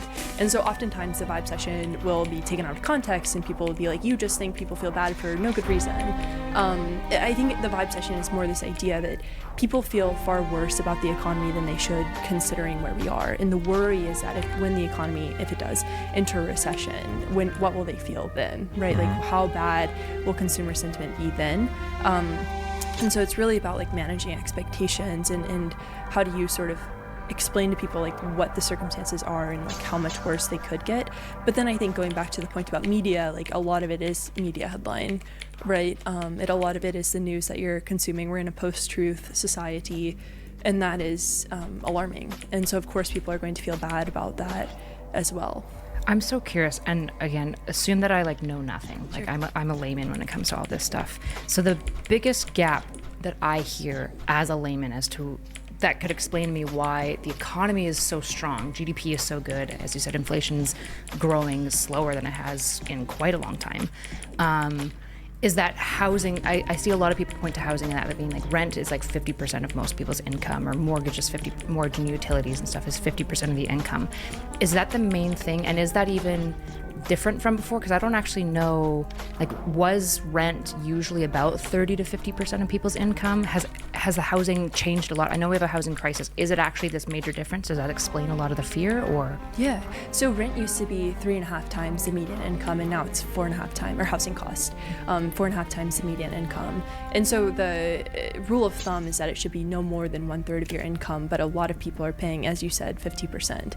That's like the expectation, is that you'll end up paying 50% of your income. And so during the pandemic, housing. Can I ask on that? I'm honing in, being very particular. When you say with that number that you just referred to, does that refer to people paying mortgages or exclusively people renting? It's a mix of both. It's a mix of both? Okay, go ahead. So mortgages are up and rent is up. Yeah, everything is up. Okay. Yeah. So it's a Fred chart. I can send it. Sure. Okay. Useful. Yeah. But yeah, it's I think it's actually up to 4.6 the last time that I checked. And so, yeah, it's extremely expensive housing costs, and they went up extraordinarily high during the pandemic.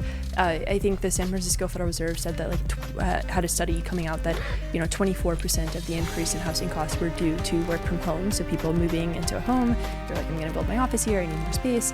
But then you also have demographic issues, right? Like there's tax incentives for boomers to stay in their homes.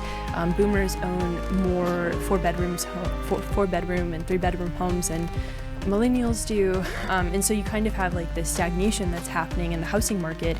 You also have people that it's hard to build because interest rates are high, and so there's all of these different forces that are making it really difficult to build, and the main issue is just supply. And people, and of course you could move to the middle of Nebraska and afford a house, but excuse me, but there aren't homes where people want to live, right? Like Miami is extremely expensive, Denver, Colorado, extremely expensive, New York City, and that's tough. Do you think that'll change with more people living at home though? Increasingly, as long as internet is available in the middle of nowhere, Nebraska, a lot of people can just live there. Or do you think that it won't solve because people still want restaurants, they still want social culture around them? Yeah, I mean, I think you did see people kind of move to the mountains in the middle of the pandemic, and you saw all these ski towns in Colorado kind of get destroyed by that. But I think people want to live, if they can, in a metropolis. And as remote work ends and work from the office becomes more popular, return to the office, people are going to have to be back in these cities. And so I think it's a really tough situation because it's a problem that is decades in the making, right? Like during the Great Recession, it was a housing bubble. So builders were like, we can't build. And that's been the issue for the past decade, is that people don't want to build. And that's kind of how we've ended up where we are. Okay, I've got 4 different things that I want to ask you about, okay, relating to economic crises, okay? So we've been talking about the housing crisis. Oftentimes people point out that we just need to build more. If we just zone for more housing, or if we have higher density housing.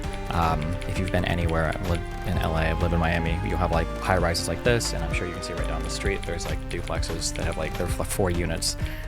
Do you think that supply can be like infinitely scaled in a way, I guess like they do in Tokyo for Japan? Yeah. Do you think that's possible? Do you think it's unrealistic and we should be looking for other solutions? Or I mean, I think it's possible for sure.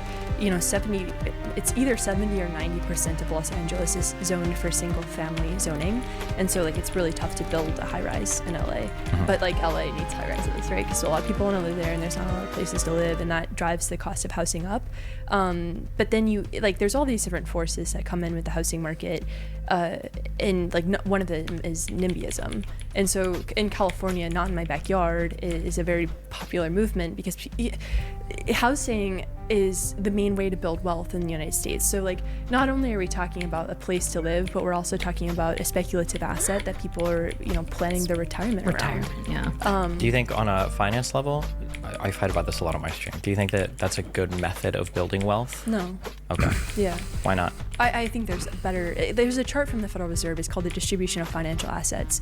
And I think it's very telling because the bottom 50% have all of their wealth tied up into housing. But if you look at the top 10%, it's business ownership and equity ownership. So they own business and they own stocks. And I think that is like the main way to build wealth, but it's a diversification. It's a way for people to have access to the stock market, which has higher returns than a house would. And I don't know about business ownership, whether it's small business loans or employee stock option programs, but I think there has to be other alternatives because that's why you get NIMBYism.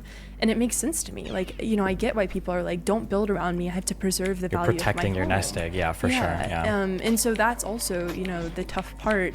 It makes total sense. There's studies showing that building more doesn't reduce the value of the home, but people, for them, they're like, I've saved up my whole life, I have a home now, and you're going to say that you're going to build a high rise next to me? Don't do that. Yeah. It makes a lot of sense. There's when you talk about any good or service, there's the propensity to overconsume it, and housing is one of those things that if you were to even utter the words, well, overconsumption of housing, people wouldn't understand it or would think that that's impossible or would get offended or upset. But I've heard a lot of horror stories around rent control, especially in places like New York City, where you get you'll have like a family of 5 and the kids grow up and they move out, and you've got mom and dad who are getting older, but why would they give up their amazing rent control property? Or if they own a large house, they're not going to sell their house and downsize. Why would they do that? So then you end up with, you're already zoning for single family homes, and now you've got these people, they don't have to pay a mortgage anymore, so they're not making monthly payments, and that you just have like 2 people sitting in these massive homes that are completely underutilized. Yeah. Just rattling around in there too. Yeah. One of the things that's frustrating also, the reason why I asked you to differentiate when you gave that rental statistic earlier, I think I've seen Levine write about this, and there's a guy on Twitter called Noah Opinion. Yeah, he writes a lot about, I think, housing related stuff too. People talk a lot about renters and renting.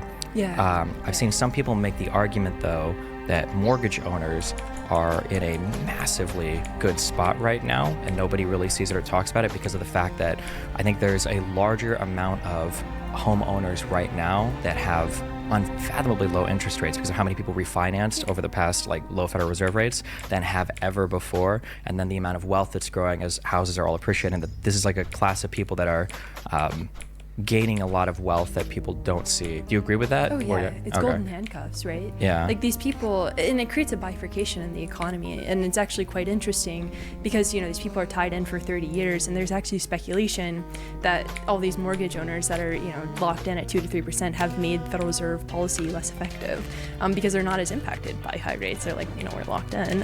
With an auto loan, they'd be more impacted, or a consumer loan in general.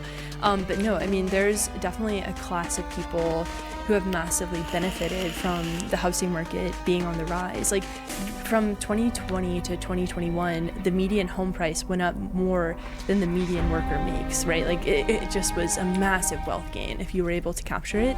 And so you have this bifurcation in the economy, those that got in and those that didn't. And that's within the millennial demographic. And then you're gonna have further bifurcation from those that inherit homes from their boomer parents and then those that don't. Yeah. And so it's actually kind of like a wealth inequality issue. And then it's also frustrating because, as a quick thing, when you say bifurcation, you're talking about basically the people that are separating more and more in class because they have access to some things and access to not some things.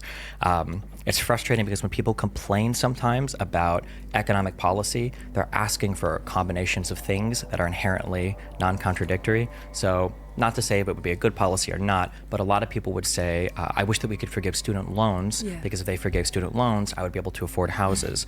And it feels like sometimes people don't have this understanding that, okay, well, what you want to do is you want to free up cash for people in order to afford houses that you can't afford, but by freeing up all that cash, you're putting massive upward prices on homes, and people will hit these things at both ends constantly. People will complain about skyrocketing housing values, but then they'll say, well, why are interest rates going up? They need to go back down again so I can afford stuff. And it's communicating that to people is very frustrating. No, it's extremely, it's hard because like the economy is such a personal experience. Like all of us have a personal inflation rate, all of us have a personal experience with the labor market, and then whenever you talk about the economy, you're talking in terms of averages and medians. And people are like, that's not my story. Like that doesn't resonate with me at all. And so it's extremely hard to discuss that. There is no American with 1.9 children. You know, like we don't live in averages. How do you go about then? Because when I think about the economy, and maybe I'm super wrong, but when I think about the economy, I think of it like as somebody who's really bad at drawing. Oh, you're super wrong. You always talk about the economy in squares. Never circles. I like circles. Are circles okay? Economy? You don't mind if I use circles? No, go Why for would it. you use squares? I don't know. Why would you use squares? Circles are for psychology, but go ahead. Really? I don't know, I'm just fucking with you.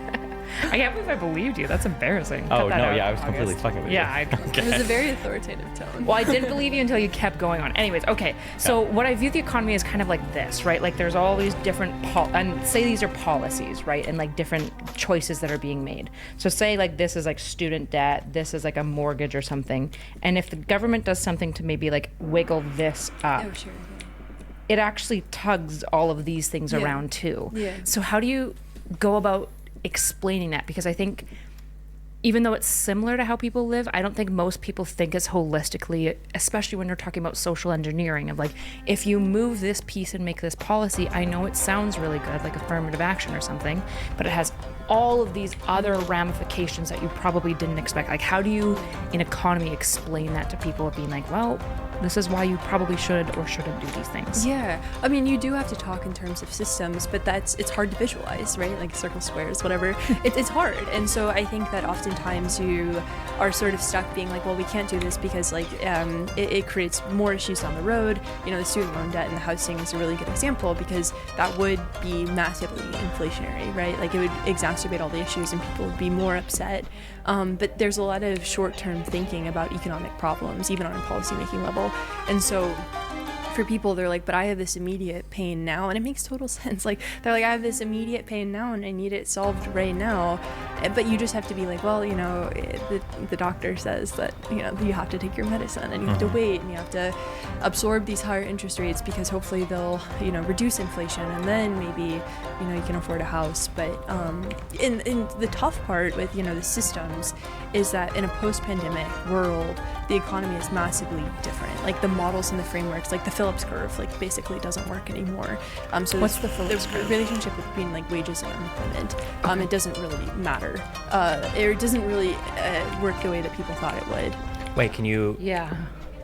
So one explanation I've heard for this, I don't know if this is hitting on the same thing, is the idea that, so the idea was that even though employment would change slightly, you would see these massive differences in median wages. But the way that people would do this is they would go to the Bureau of Labor Statistics and they would break out the types of jobs that were coming in or out of the economy. Because what happened was as the pandemic started to end and employment started to increase massively, you saw median wages drop a ton. And obviously people ran with this like, oh, look, like companies realized they could screw us over again. But what had happened was when you broke out the jobs, people that were working, you know, software engineers, everything, they made out scurry in the pandemic. It was insane. They were working from home, no cost of cars. They weren't spending as much eating out. They were saving tons of money. But people that were working jobs like in cities, like working as servers and everything, they lost their jobs. And so when they dropped out of the economy, median wages shoot up a ton. And then when they start coming back into the economy, you get like median wages falling again. But it's not really a bad thing. It was a good thing for them to turn back in. Is that when you say like the Phillips curve is breaking, are you referring to that? Or do you think there's a more real phenomenon that's like tracked per industry where it's not working anymore? Mary Daly, the president of the San Francisco Fed, gave a talk on this recently, and it was like, it is coming back into realignment. For a while, unemployment was remaining low and like wages were increasing, and like nobody really thought that could be the case. Like the labor market just was defying all odds across the board. Wait, you said that unemployment was remaining low, but wages were increasing? Isn't that the expected thing, that as unemployment gets lower and lower, your supply of labor decreases, that the cost for labor would increase? I'm not sure, but this is just what I... Okay. So maybe I should read up. No, you're fine. Yeah, but no, I mean, the main takeaway is that like the labor market has remained resilient in the face of like high inflation. Yeah. And that was sort of not what people expected it to be. Right, because when inflated, you would expect kind of everything it usually cools things off a lot, but it didn't. Right. Okay, gotcha. So the economy remained strong. And like so a lot of the models just didn't work anymore, and they've been going back into realignment, but it's been a long path. Was it COVID, or what caused these models to fall out of to fall out of predictive power or whatever? COVID. The supply chain's breaking. Just sort of like, what does it look like to run a natural experiment where people lose their jobs and then they get stimulus checks, and then you're locked inside and they're not spending money on services, and then what does it look like for them to reemerge into the world? At first people were spending a lot of money on goods, and now they're spending a lot of money on services and experiences. A ton of Americans are flocking to Europe right now because the dollar is strong, and so it's some people have called it like the greatest natural economic experiment ever. Of course, it's in the face of great tragedy, but Just a quick thing, another unfortunate thing about inflation is always measured in like a rate. Like we talk about inflation as a rate of things. So I think people have trouble conceptualizing. When you start getting into derivatives, they have trouble conceptualizing a rate, and they just see like an absolute value. So there's two issues. One is that if the rate of inflation decreases, nobody even cares because the absolute inflation, like the values are still higher, right? If inflation goes to zero right now, that doesn't mean prices are falling. It just means they're not going up anymore. And I think people in their head also have a really difficult time comparing potential increases and potential changes in the rate of change of an increase. So for instance, if you do a particular economic policy and prices continue to rise, they'll say your policy failed. It's like, well, no, the rise would have been 5%, but now it's only 2%. But it's impossible, I think, for people to conceptualize that. Or not impossible, but you have to like... Well, it's tough. It's like, it's very, numeric. And I think that's kind of part of the issue too, like with the communication thing that we're talking about, is if you tell people inflation is going down, they're like, well, things are still extremely expensive. Like, what do you mean? And of course, that's like not understanding that prices are just going up slowly. They're still going up. So like disinflation, deflation, like kind of delineating between those three things is important, but it takes a lot of space. And I think, too, like people want sort of immediate impact, like a lot of short-term gratification, right? Understandably so. And that is just not how economic policy works. Like even with the housing stuff, it's going to take forever to get out of this. And people are like, but, what about me? So speaking of inflation and short-term gratification, one of the things that it feels as though if there are good things that are happening to the economy, oftentimes these are distributed widely and in ways that are almost imperceptible. Like the average person isn't going to see that they're like doing better on the price of a particular good or service. But sometimes the damage from policies that help us all over the country, the damage is localized. So for instance, if we import cheap manufactured goods from a particular place, the whole country is benefiting from lower prices. But if you look at a city like Detroit, you're like, but look at the damage, the hollowing out of our manufacturing. One thing that I don't know the numbers, but I'm curious what you think. What do you think is the impact of protectionist policies that everybody loves to hear? Made in America, tariffing China. The goal being, right, we want to manufacture stuff in America, but the obvious trade-off is that, well, it's more expensive. Do you think that's factoring into inflation at all? We talk about all the tariffs in China and the desire to manufacture stuff at home, or? Yeah, tariffs are inflationary. Like, they're a tax on consumers, right? Like, that gets passed off to people. And like, tariffs sound great. They're like, yeah, you know, be standing up to the big guys. But yeah, it's with everything, like, there's nuance to it. And like, it's great, number one, to produce more things here just in case things get weird politically overseas. But then number two, trade is very important for maintaining geopolitical relations.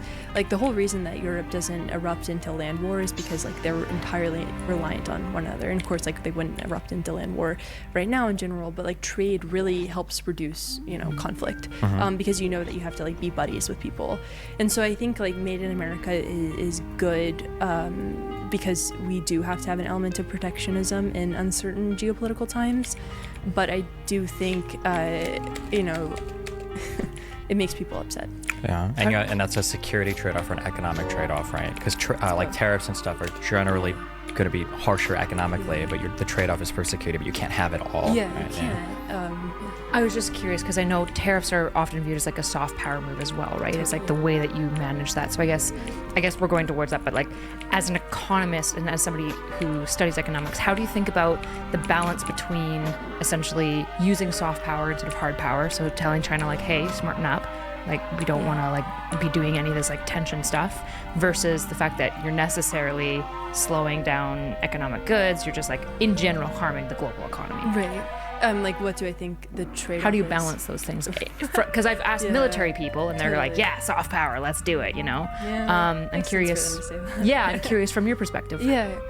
You know, I think I struggle with tariffs as a concept. Like, I understand why soft power would be important. I understand the importance of being like, we're the USA, like, we're going to make it so you're not going to flood our country with cheap EVs because we have all these companies that are producing EVs and they're made in America. And it was specifically with regards to China and the 18 billion tariffs that Biden passed recently. But I think that for the American consumer, having access to cheap electric vehicles would be great. I think they discontinued the Mitsubishi Mirage, which was one of the last cars selling for under $20,000. And like, this is just one example, but like, I get the importance of soft power, but I think for the American consumer, having access to goods is important. And if we can produce things cheaply in the US, that's great. But I don't think we can do it as cheaply as other countries. I think it's important that we do produce some things here, but I think, you know, trade is one of the most important things that we've economically come to over the past couple centuries, and I would like to see it continue because I do think it's a soft power move that has implications down the road that hurt more than they help. I think people have these bad ideas of like that every country should be an autarky, that we should all manufacture everything we do and comparative advantage isn't real. And, yeah. Yeah. I guess you could. No, I would disagree with that. I do think, and you know, that's probably an important caveat. Like, comparative advantage is real because other countries don't have labor laws and they treat their workers very poorly, and that's why things are able to be produced cheaply. Well, do you think that's the only reason comparative advantage exists? No, I mean, I think other countries have access to, like, natural resources that we might not have access to. I'm going to pause this, sorry. What is comparative advantage, since we're going in this direction? It's the idea that one country can produce something better than another country, do it cheaper, whatever. Usually it's because of cost of labor, cost of resources. Yeah. It could also be because of highly specialized, like, training, education, like things that economy is like manufactured for a long time too. So when you say comparative advantage isn't real, some people believe that. I don't really understand that. How could they not believe it's real? Or that must mean something else that I'm taking it as. When you measure how productive a worker is, I think productivity is measured in like the total amount produced for like a particular hour of labor or something, essentially, right? Yeah. So basically, in the United States, people will argue that we should make everything. There's no reason why these other people should be making clothes or whatever. And it's like, okay, that's fine. However, the amount that they can manufacture when we consume it is like, it's so much better. They can make so much more stuff and we can consume it for cheaper. Yeah. And if we make that stuff, we can make it, but we're going to have to spend so much more money consuming those things because we have to pay our Minimum labor wage. more. We might not have the infrastructure, depending on what you're talking about. Yeah. So we're spending more money. And then, like you said, with this tug of war thing, there's a whole bunch of like externalized effects from that as well. So it's not just that you're paying more for a shirt or pants, it's that you're also now not buying something else that your money could have gone to. So any other business that would rely on extra consumer spending because they're not spending as much on things that comparatively they can buy for cheap from another country, now they're not selling goods or services either, et cetera, yeah. Gotcha. Okay, so when you say that they believe comparative advantage isn't real, you mostly mean they underestimate like the influence of it and like. No, it's not a good way of saying they're fucking retarded. But.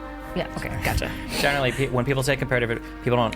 First of all, they probably have never heard the term before. But secondly, they just have this naive concept that we can just make everything at the same quality, at the same cost as other countries can. So people will say things like, oh well, we don't like Chinese stuff anyway because it's so cheap, and we can make it higher quality here in America. But then the response to them should be, well, there's nothing keeping you from making that right now. Why don't you? But the answer is because people generally don't care that much. Yeah, people will buy cheap stuff if it's cheaper. Like, I think rule one of like the first thing you learn on the first day of like grade school economics is people respond predictably to economic incentives. If something is cheap and it does more or less the same shit, then you buy it. Yeah. Maybe did you finish your 4? Because I want to kind of back up and go like, what is the economy like? No, I got 2 more. Okay. You have 2 more? Yeah, we'll run through them fast. Okay. First thing is, I heard Ben Shapiro say this, so I was instantly thinking it was the dumbest thing ever, because I'm predisposed to hating Ben Shapiro's economic and political ideas.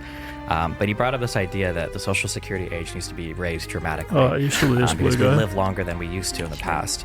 And yeah, it sounds kind of crazy, but upon further reflection, if we had an economy for...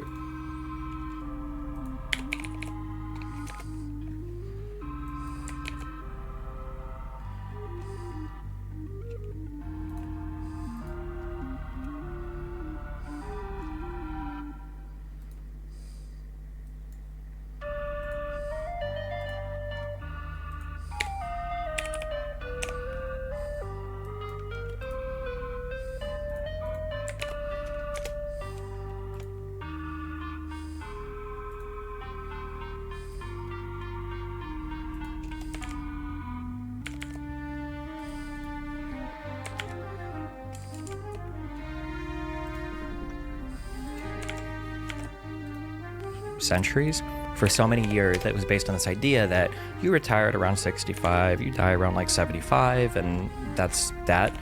If the life expectancy now is, I think it's around 81 or 82 for the US. People are living a long time. Yeah. So people are living a long time. The healthcare costs at that end state are way higher.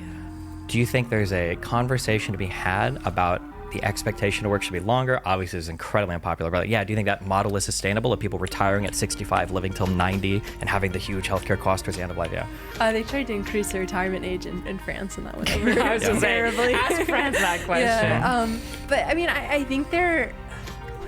So I think it makes sense. 'Cause I was actually thinking about this morning on my run, because you do have like this demographic that is living a very long time. You have 2 people running for president that are extremely old. We know.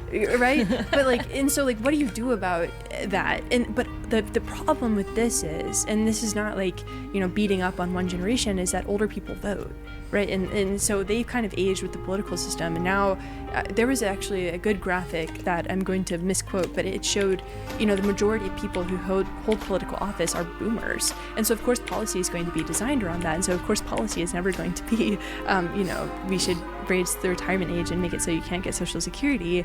But then the other issue, as you said, people are working a lot longer. And so you kind of have this lack of mobility in a lot of organizations where normally you'd be able to move up the corporate ladder a lot faster, but because people are not moving they're not retiring. You see the same thing in Congress where Pelosi was Speaker of the House and she's like fucking 90 years old, or Feinstein is literally being wheeled around in a coma. That was ridiculous. It's embarrassing. Yeah. It is. And then people die, and it's like, well, now here comes the next like 78-year-old whippersnapper to come in, and it's like, Jesus Christ. July 4th was yesterday at time of recording, and it showed like the ages of people during the revolution, and everybody was under 34. I believe. They're dying at 52 to 60. Yeah. And so, I think Ben Shapiro might be right that like there might need to be a shift in how we think about allocating money and how we think about somebody being quote unquote old in the US, because people are cognitively like lasting a lot longer too. It's such an interesting comment. I've been thinking about this in more the psychology way of people freaking out about like age gaps in dating and like calling like 18-year-olds children and stuff like that, and I've been like, they're literally not children. Adults, But in many ways, because our society is aging so much longer, it's possible that like our kind of societal understanding of a 20-year-old is obviously different than if we went back 200 years ago, and there's reasons for that, but also the maturity expectation of a 20-year-old like 200 years ago is going to be different, and the cognitive capabilities. It's just an interesting question in like the modern day, because you've got like 7-year-olds who are never moving on, but they also grew up with like leaded gasoline, and so there's like this question of like genuinely that I have of like how much like air pollutants and stuff are affecting like their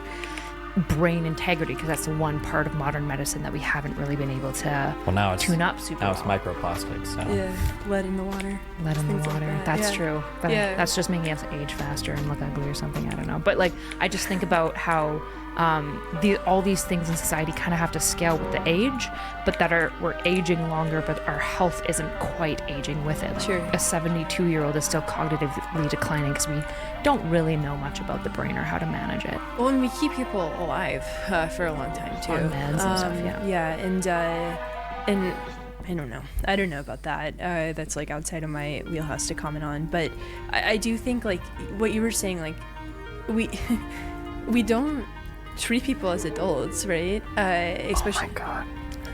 Hold on. Can you sit here? Are you not recording? Yes. I just realized I didn't check that camera. I feel like I've been blocking your head for this entire show. Have you been?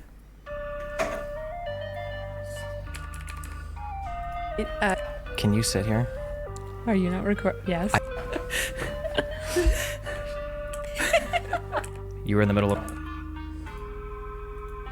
All these I guess they just edit that later. A 72-year-old is still cognitively declining because we don't really know much about the brain or how to manage it. We don't. Yes. I just... As adults, right? Especially. Oh my God. Hold on. Can you sit here? Are you not recording? Yes. I just realized I didn't check that camera. I feel like I've been blocking your head. Yeah, I just realized it's all peppered. Have you been?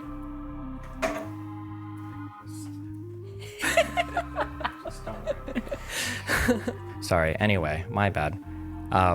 You were in the middle of talking about aging people, and you were thinking about that. I was thinking about that. Yeah. I think that we just keep people young. a Second long monitor, time, you and, think it'd be it's pretty tough cheap and 'cause easy, but there's a good I'm John. bored. Nobody's an adult. Sorry, I was just rewinding to watch Destiny Mauled about this camera. They've just been using this shot the whole time, I check think. that camera. Not that I'm I feel watching. Like I've been blocking your head for this entire show. Have you been?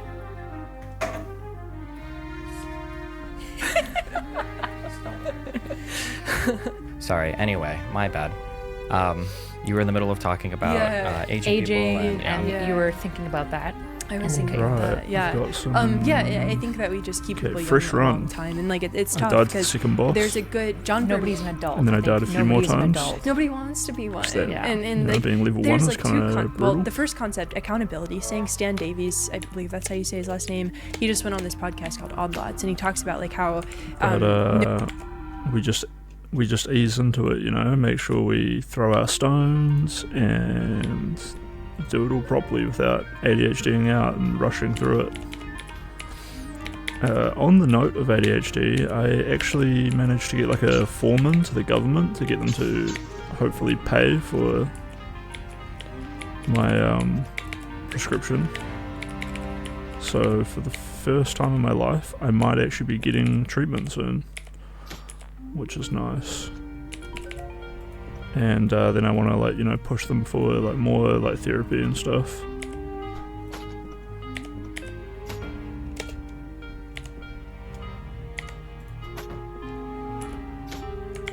So that'll be cool. It's big news. nobody wants to be held responsible for anything anymore, and I think that kind of ties into like not wanting to be an adult. And then number 2, I still miss my girlfriend though. Number 2, John Byrne Murdoch at the FT has this good chart Ex-girlfriend, future showing that wife. the number of adults that are living with their parents, right? And I think that was like kind of the thing back in the days, like you would stay with your parents until you were But we'll married give it a off. 4 out of But I 10. think people are kind of stuck in this loop with, if you're your childhood home, it's probably hard to become an adult. And they're doing it for, presumably financial circumstances. Economic reasons. And so it's not their fault, but yeah. I've got 2 things on that. The one brings up my 4th thing. This is more tangible. The second is just me bitching. One of the things I noticed for the accountability thing that's very frustrating is this is just a feeling, and maybe I'm wrong, maybe I just miss these kids, but I feel like growing up, do you ever say your age? I'm 35. I'm 27. Okay, so you're a child, whatever, don't worry about it, never mind, okay, just take my word for it. When I was growing up, sometimes you did dumb shit with the expectation that if you get caught, it's your ass, okay, you're fucked, whatever. You cut through people's yards that you're not supposed to, and if the guy catches you, you're in trouble.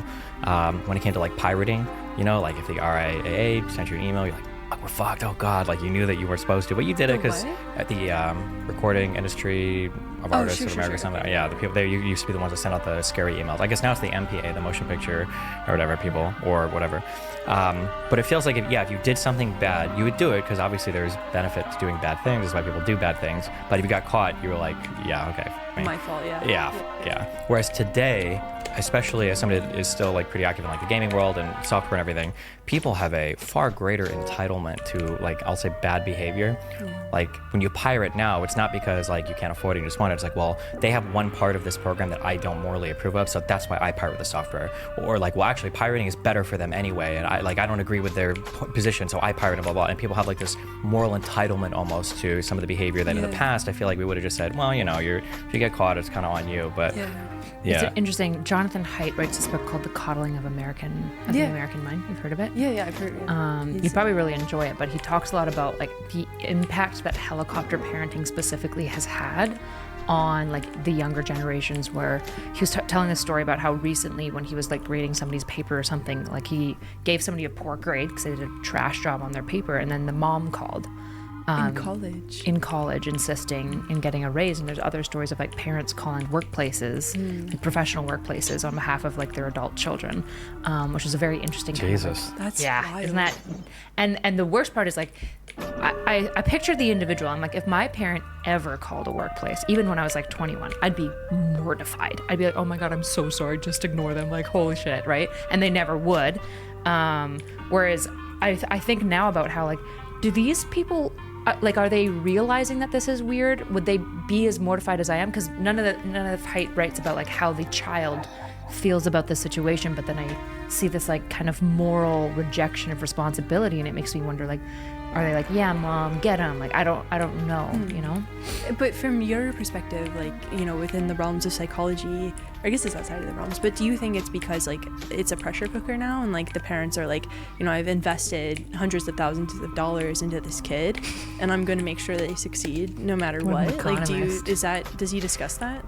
He actually doesn't talk about the economics at all. He talks more about like that cognitive it's just Haidt, at least in the book, focuses just on the rise of helicopter parenting that kind of emerged in like the safety scare of like early 2000s, how they like kids weren't allowed to play outside all of a sudden, and all these like liability issues started popping up, and how that just led to, as things were more liable and things were more anxious and people more worried about safety, parents became more helicoptery because they would be viewed as bad parents if they weren't helicoptery. If your kid's like ranging around the streets now in like middle of suburbia, other parents might view you as like a neglectful parent who's like potentially abusing their child, whereas like 10, 20 years ago it'd be like, what's of that course website next door where they all like gossip and stuff? Have you heard about I it? get invited. Yeah, you get invited to that no matter where you live. Next or whatever it's called. That's I think a huge thing for that too is you become accustomed to modern technology like very quickly, and as soon as you have access to a thing that makes you feel more comfortable, you immediately think that you need it. A huge example that I fight with my audience a lot about is subtitles in movies. I don't know if you've noticed this, but if you've ever been hanging out with somebody, you turn on a TV show or a movie, everybody has to have subtitles on everything now. Yeah. It's like, you don't really need to. Like, the volume is fine, it's balanced okay, and like, no, I just need, and they have to have them. Some people will say that the audio quality has actually decreased.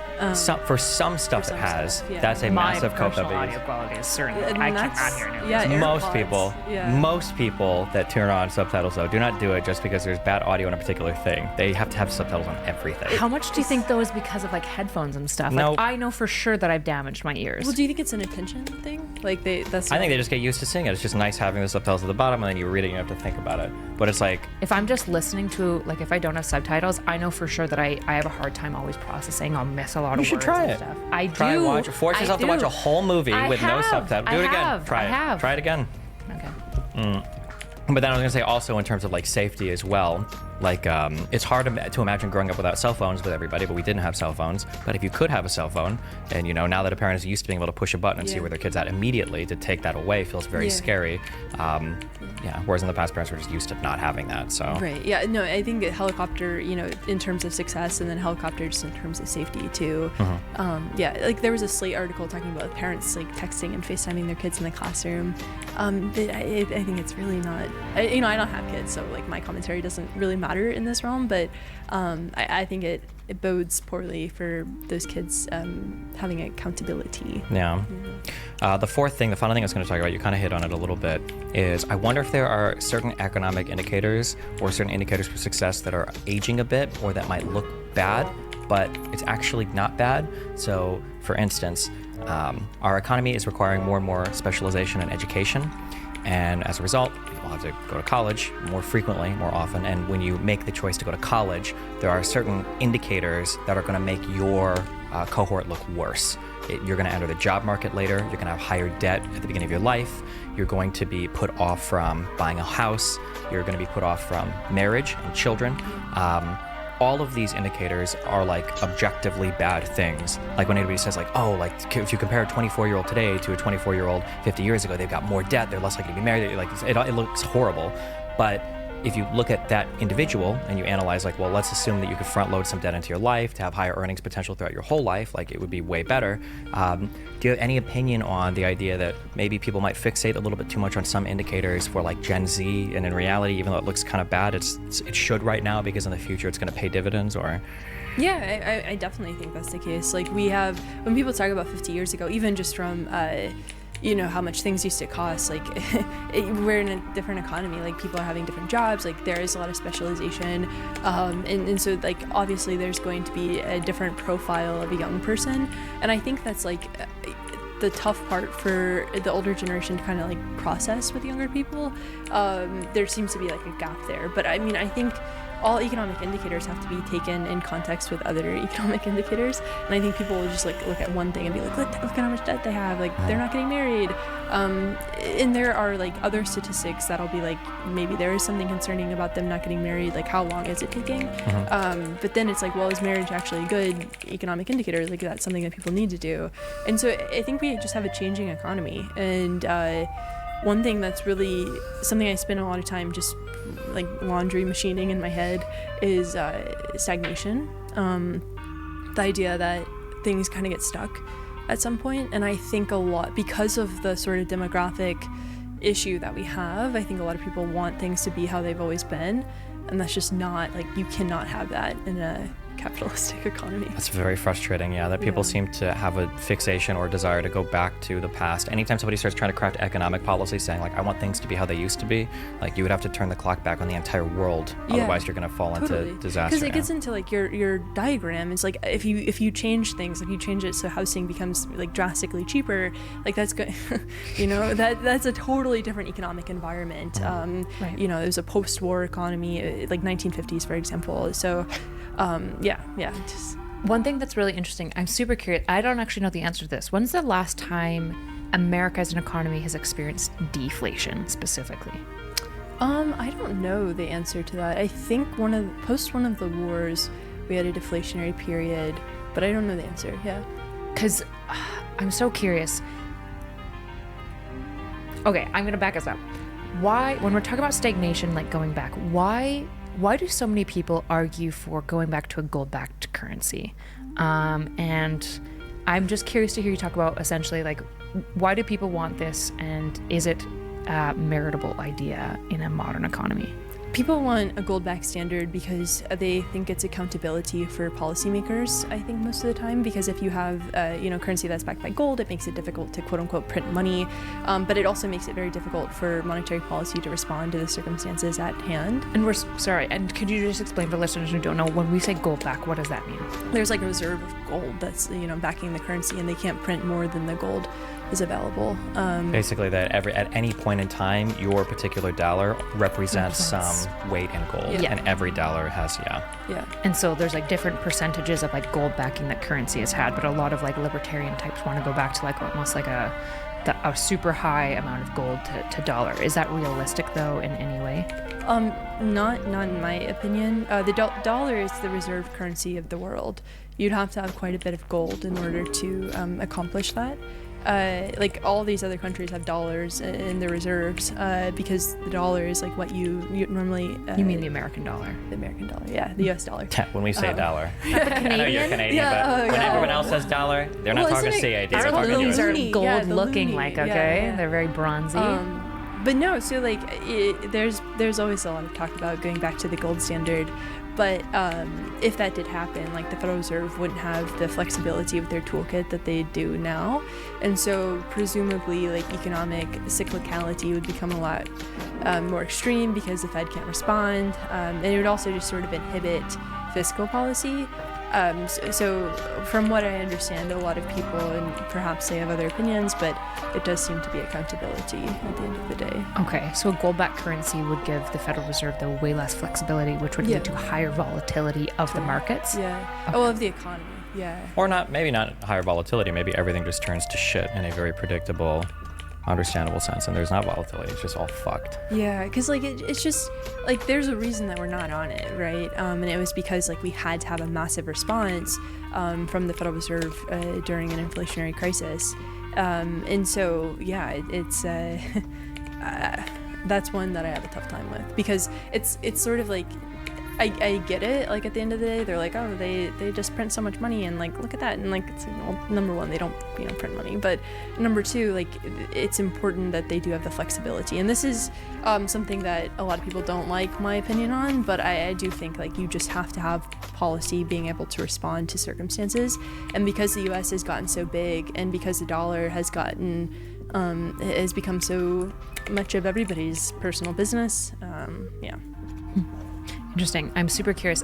What do you think about crypto then? In terms of? Do you think that a lot of people talk about it being regulated and being like utilized as a form of like standard currency? Do you see any future for that?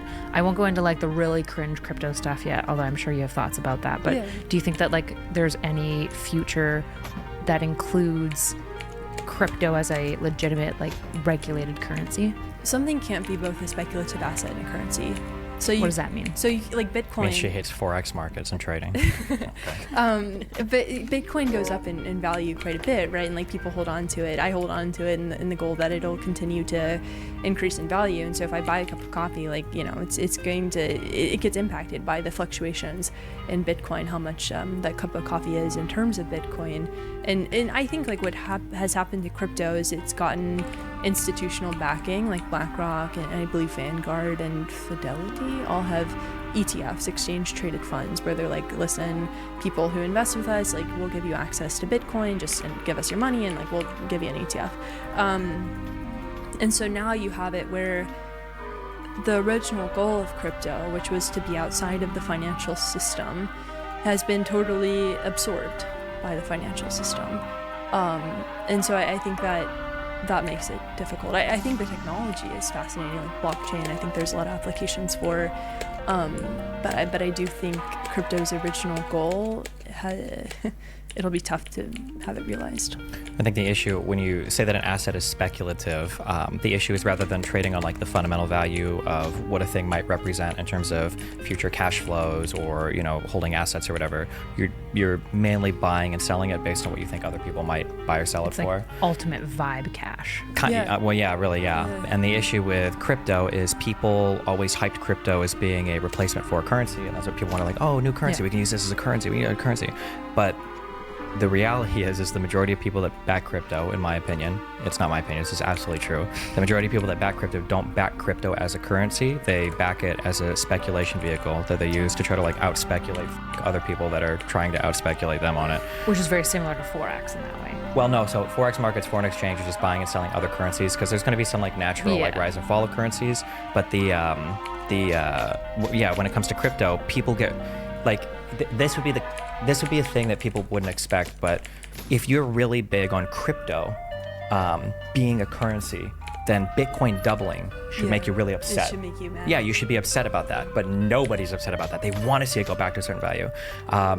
Because they're like, oh, well, it gets more and more and more. This is awesome. But that's actually making money on the speculation. Something that...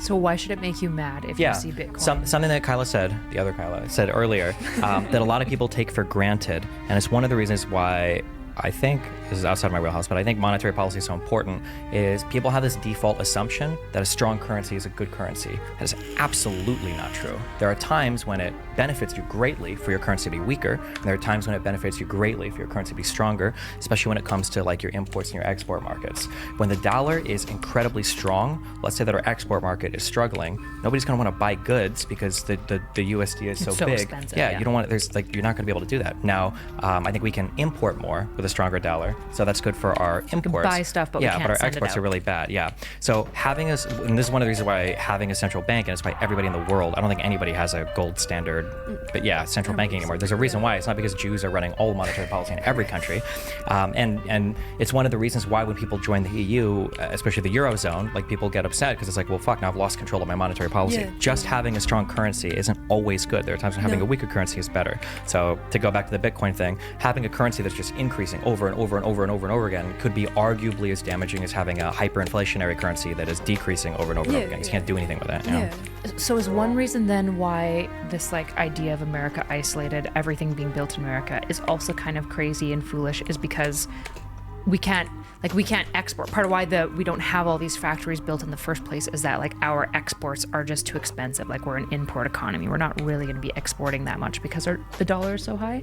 Am I understanding that correctly? The dollar's strong right now. I mean, I think like part of the issue with America being sort of isolated is like we do produce things. Like we are actually one of the top oil producers right now, or we were over the past few years, and so like that's good. But take Saudi oil and call it America. I'm just kidding. but yeah, I mean, like currencies really matter, and the dollar is really strong right now. So a bunch of people are going over to Europe because their dollar is going a lot farther there. But that does have implications for foreign trade. Yeah.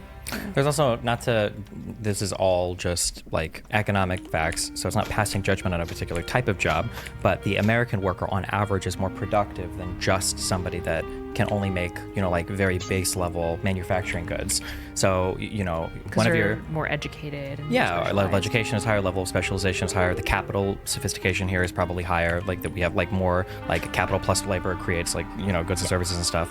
One of your most important economic inputs is your supply of labor. We don't have an infinite amount of people. So if you want to have a huge like base manufacturing section where we're just making, like widgets or widget parts, like just the very, very base thing, rather than doing like the final value add on like making, finishing up the manufacturing of cars or whatever, every employee that you're throwing at that sector is less productive, and that like their hour of labor to like the total value output that they're producing is so much lower than if these people were more educated and trained in doing service or other manufacturing related things, I think, right? Is that, you're looking at me like you don't agree with that? No, I was just processing. Yeah. Oh, okay, yeah. So can you explain that? What do you mean? Like I think in general, if you've got 100 people and these people can be trained into anything, and you've got a highly productive workforce and access to a lot of education, if you start breaking away a lot of people to just make shirts that you could import from another country, then you're hurting your overall economic output because these people will be so much better working at Facebook as much as people don't want to think that. Yeah, better at Facebook. Yeah. Yeah, maybe not Facebook, Maybe not Facebook, but I mean, that's actually I'm sort of derailing, but like that's kind of an interesting thing. The U.S. has become sort of optimized to the stock market, so like a lot of our labor force has been optimized towards like tech and like white collar work. Yeah, and like we kind of have like white collar recessions, right? Like we had rolling recessions in tech, rolling recessions in finance. So you're right that like productivity would be or like there would be a better allocation of labor towards something like within tech. But there's only a certain amount of jobs there. For sure. Yeah. Well, but then also people will pass like moral judgments too, because I think certain people, I'm trying not to just say conservatives, it's not just conservatives, but like we'll look at certain jobs as being a little bit more righteous than other jobs. True. So they'll say things like, oh, actually, there's a whole thing. I don't want to misquote it because I haven't read the book. I think there was a book by the guy that used to do dirty jobs, Mike Rowe, called Bullshit Jobs. Oh, or did somebody else? Graeber, I think, wrote that. Okay, never mind. Yeah. He just talks about it a lot on YouTube or TV then. But like I think that, I don't want to say that the Bullshit Jobs book is writing about this in particular, but there are a lot of people that think that people that work in management or people that work in a lot of these service-related jobs, it's just bullshit. They're not actually making stuff. They're not doing real work and making, widgets with their hands like we used to in America, making that stuff. Yeah.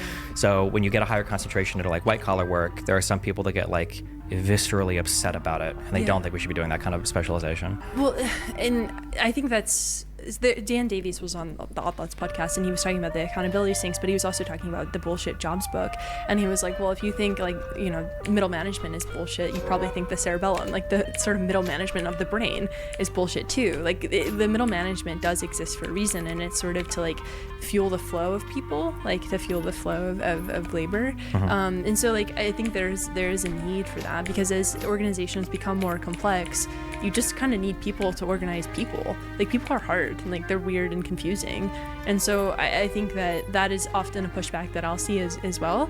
But it's an important job. Like they exist for a reason. Yeah. Gotcha. I'm super curious going back. So if you're trying to explain, like I always fight with my parents about the economy and money, and I realize that I know very little, but I always just mostly try to tell them like, I'm promising you, the economy you understood when you were 20 is not the economy. It's not the way finance works now. Like, you just need to stop watching. What's that Christian guy who hates credit cards? Oh, Dave Ramsey? Yes. Yeah. They love that guy. And I'm like, is that bad to hate credit? I think credit cards should be banned from consumers, but go ahead. The problem is that if you like don't teach your kid how to have a credit score, you annihilate them for like lots of rental prospects you can't even get if you don't have a credit rating at all. Get a checking account back credit card. Fuck. Why do you think credit card should be? I just don't think the average human being can manage credit. I come from a family where they were horrible with their finances, so. Do you think it's anecdotal then? No, I think the average person sucks at it. Isn't the average credit card debt right now like $8,000 median? Yeah, consumer delinquency rates are up too. Yeah. Isn't that in part because inflation makes debt so cheap? Like the richest of the rich operate off of debt. Rates are high. So so debt's not super cheap right now. And I think you're like talking about I think people see credit, poor people see credit as money. So like if I ask somebody, they wouldn't say if you asked them, but in their mind, they would think, okay, I got $400 in my checking account, I got $10,000 available on my credit card. And that's like all the same in their mind. Yeah, like $14,000. Yeah. Basically what I would say is that like if you ever carry a balance on a credit card, you probably shouldn't be using one. And people carry them frequently at very high amounts. But I think it's hard because like the credit score is you, right? And so like you kind of have to like maximize that if you ever want to get a home, if you ever want to like get a loan for a car. Yeah, like good luck getting a mortgage without a credit score. No, hold on. No. You can have one credit card with $1,000 limit, and you still need one. Yeah, but you could probably get a credit score of 740 on that card, which I think is what you need for prime lending. But debt is kind of like the maximization of the economy, like the fact that we're able to take out money and extend it towards things. Of course, like we don't want people going delinquent, sure. but it adds a lot of benefit. Yeah. True, but I mean, there's like a pro and a con to everything as well, right? So I guess the question would be, so first of all, there's some types of debt that is probably always good, because the debt is economically productive as well, right? So for instance, taking out debt to buy a house is good because if you don't have a home, you're fucking homeless. Yeah, not even getting. I'm just thinking of consumer debt. Car loans are probably good because if you have a car, you can drive to work and it's making you more productive. Yeah. The tough thing about cars is they depreciate. Yeah. They might depreciate, but while you have the car, the value of the asset isn't just secured by the value of the asset. It's what you can do with it. Yeah, transportation. Yeah, exactly. Yeah. I think the issue with a lot of credit card debt, and this would be the question, because you just said that credit card debt can add value to the economy, and I agree to some extent that you can front load like purchases and pay it over time. But my guess would be, and when I say guess, I mean almost absolutely certain, that the average consumer after 10 years of credit card debt have probably paid more in interest and fees to their credit card company than they have purchased like any goods or services. So then that extra money then is just being absorbed by whatever credit card companies. Maybe that's good because it cycles back their wages or whatever. Yeah, go ahead. I guess this is a value judgment, but like the credit card fees or the interest rates are extraordinarily high. So like, you know, they'll be like 20-30%, which is really high. And some people will push back against that and be like, that's extractive. But I think for the average consumer, you know, we're kind of at an interesting time where like credit is widely accessible, not even just in terms of credit cards, but like buy now, pay later. Like people are able to sort of goes back to the point of instant gratification. Yeah. And like the reason I said it's good for the quote unquote economy is like consumer spending is a main driver of GDP. Like it's theoretically good for people to spend money, but it does become a problem when they go delinquent. But I think it goes back to education too, and like we just don't really we don't tell people like how to manage a credit. I don't think anyone understands credit, but I don't feel like credit in and of itself is bad. I don't think like most of these, like, it's just another tool. The problem is that it's like a highly mismanaged tool in large part because there is zero education on it, like whatsoever. Most people have, I know that I have very limited knowledge on credit. I think people just don't realize at the end of the day how much you are ultimately paying for a particular thing if you're only making minimum payments. I think that's like the big thing, and people see minimum payments as their obligation to their credit, and that's it. And the idea of like paying off the full balance seems kind of dumb or wasteful.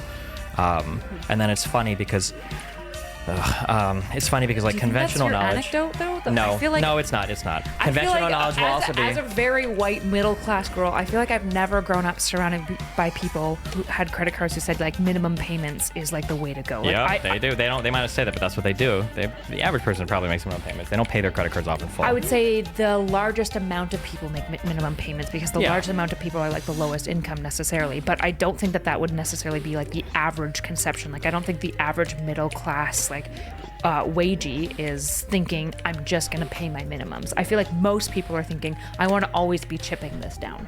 Maybe chipping it down, but even chipping it down is not much. You really just shouldn't be carrying a balance. It's an unbelievably extortionary. I don't want to say extortionary. The interest rates are very high. We're like 24 to 35%, depending on your card. Is fucking, that's insane.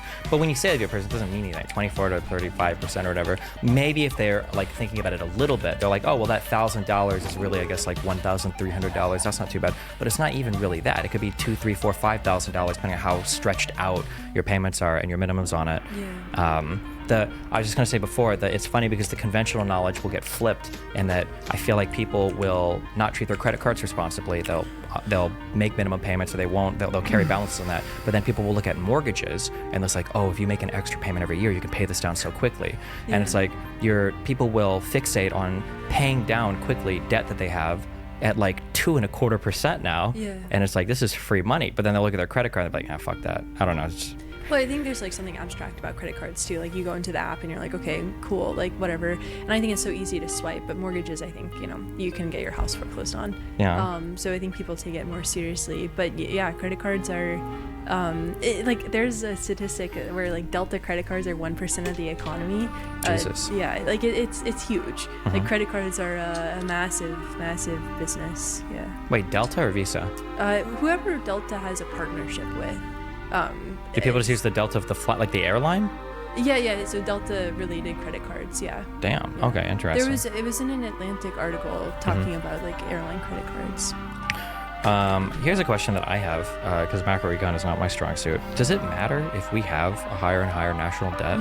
Like, do the interest payments hurt our budgets, or what? Yeah, what is that? Yeah. I mean, this is a question that like when rates were low, I would have answered differently. But now it is concerning because interest payments are increasing. I think they've outpaced, the spending that we have in the military, and it's only trending upwards. Like both presidents, however you feel politically, both of them have policies that are going to add to the national debt, no matter what they say. And the thing with this, and I talk about it in the book, is like there's as you were saying, like there's a productive type of debt. Like if you have a debt that over the long term, if you have spending over the long term, like if it's investment in jobs, if it's investment in manufacturing, like that's good debt to have at the national level, because that is going to add long term to more money. But now we're kind of in this situation where Social Security is running out of money, Medicare is running out of money, so money is being funneled there. And it's not saying that, they're not productive, but it's not as productive as like manufacturing, for example. So I think that's kind of the worry is like, where is the money going? And then interest rates are sky high. The Federal Reserve has been raising them in order to cut rates, or in order to battle inflation. They'll soon probably start cutting them. But that makes the national debt much scarier than it used to be. Yeah. Who can act on the national debt of the U.S.? Like when you say it's scary, what actual impact will that have politically or maybe sociologically for people? Like what does that do to the average consumer? Well, so if we get a lot of fiscal bloat, it just makes it harder to pass certain policies. Like we just run out of money for certain things.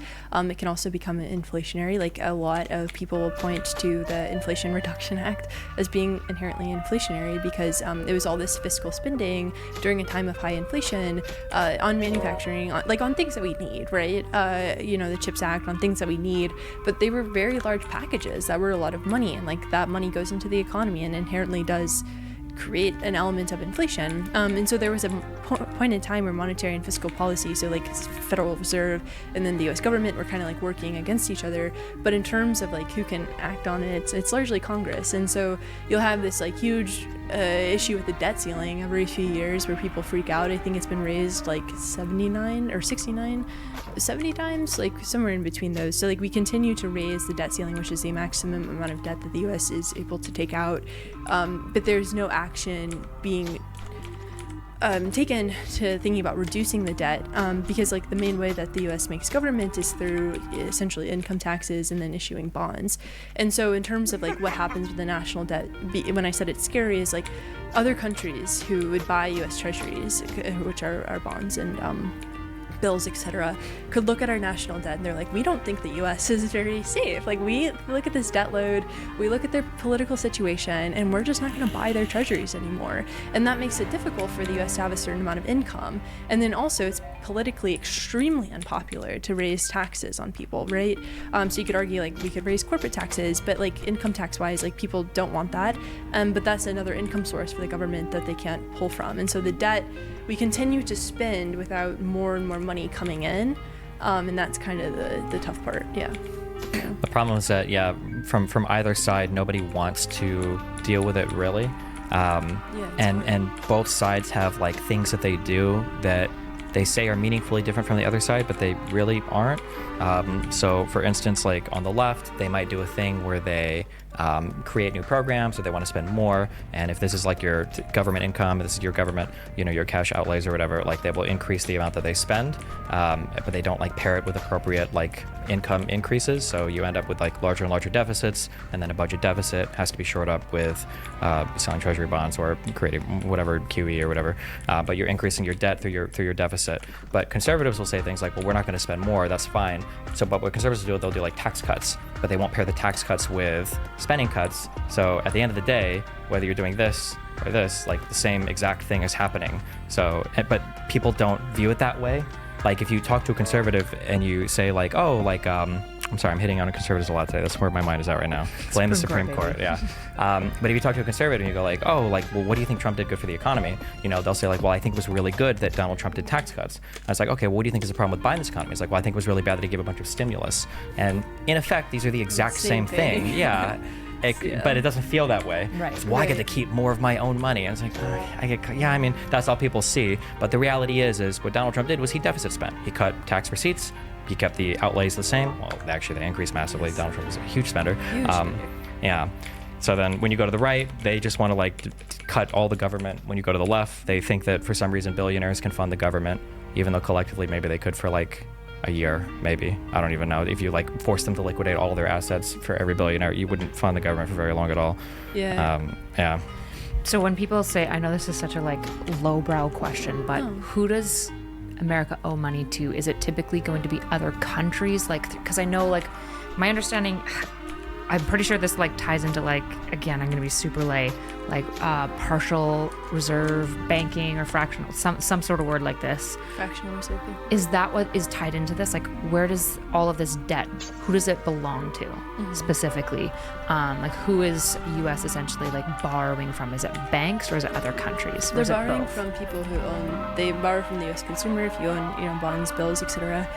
They borrow from, other countries. So Japan has been a large holder of U.S. Treasuries. So bonds and bills is what? Like, what does that represent? When a consumer buys, if like Joe Random buys American government bond, what is he buying?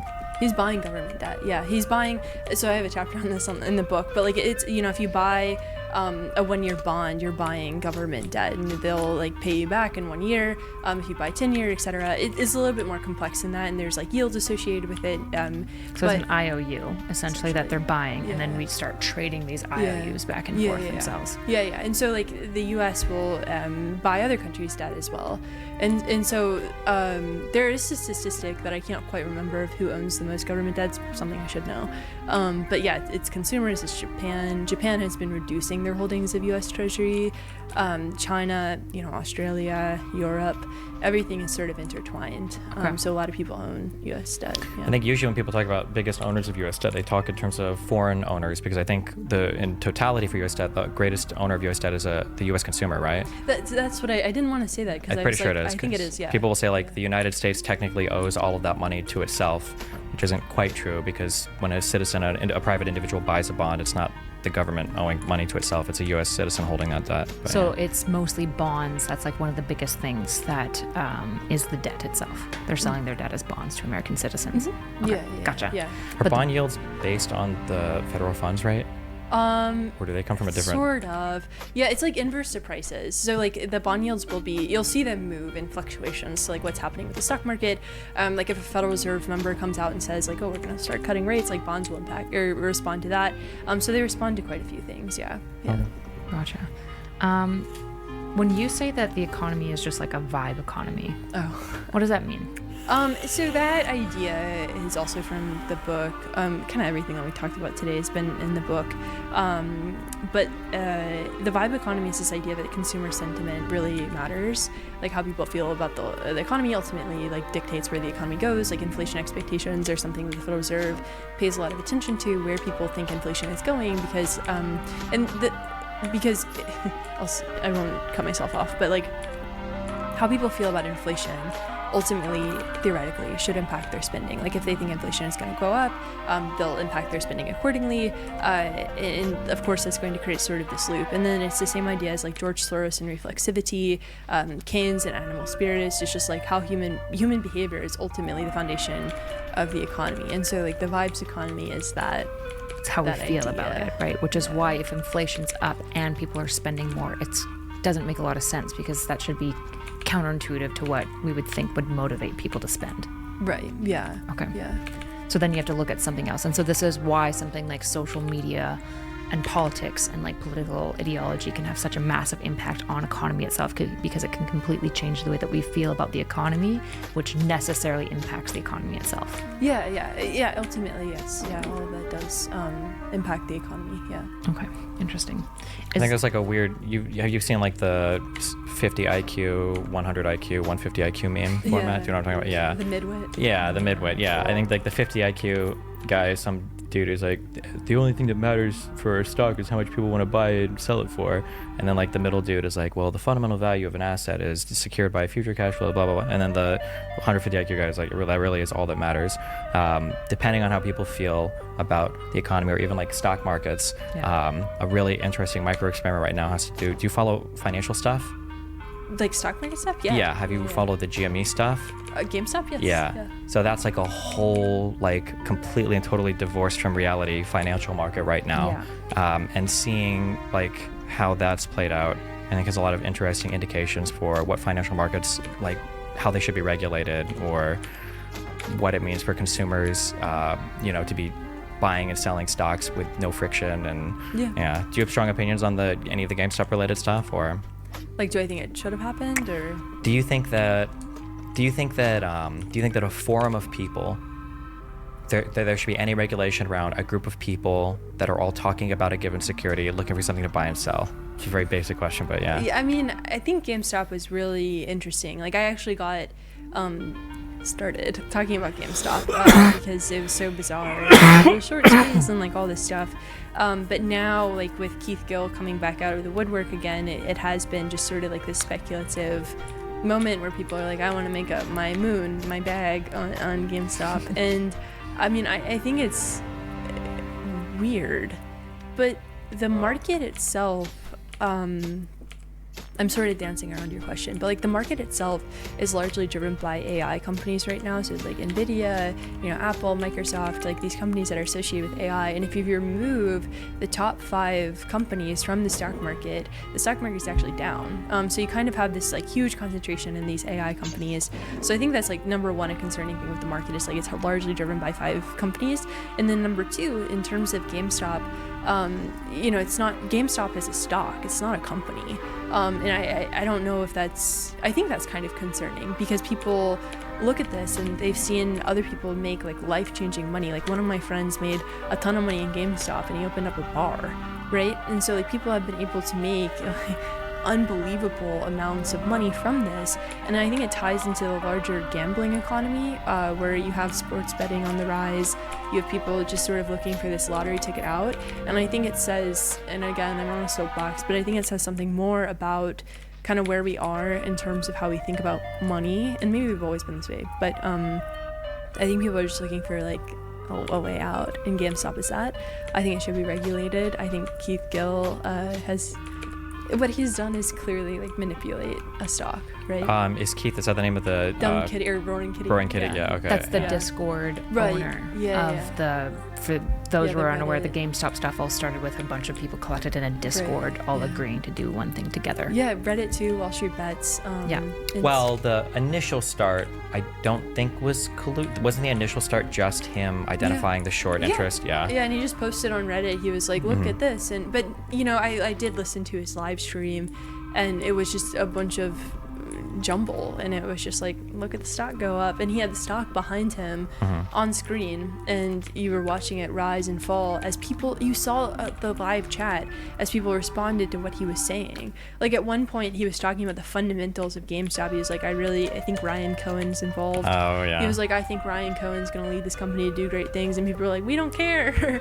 Like what That's why now the meme is people will say things like, I like the stock, because the meme is that you're trading on some like fundamental value of the company, when in reality it's a totally speculative vehicle that's just built on top of the stock is completely and totally divorced from the company itself. That's so interesting. So I think I understand what you're saying, but when you say it's like the GameStop is so interesting because it's not about the company, it's about the stock itself. That's different than any other stock, because probably people don't, for those who maybe don't realize, what is a stock? Like, what are you saying when you buy a stock of Apple? I mean, you own a share of Apple at that point. You're a company owner, but you would buy that stock with the hopes of like Apple managing their money well, producing new products, like just being a good company, because fundamentally, like a stock is driven by future cash flows. And so you're looking at Apple and you're like, I think the present value of these future cash flows is going to continue to increase, and I'm excited about this. I think it's going to do a good job. I'm excited about their earnings. I think they're going to like reduce expenses and increase revenue.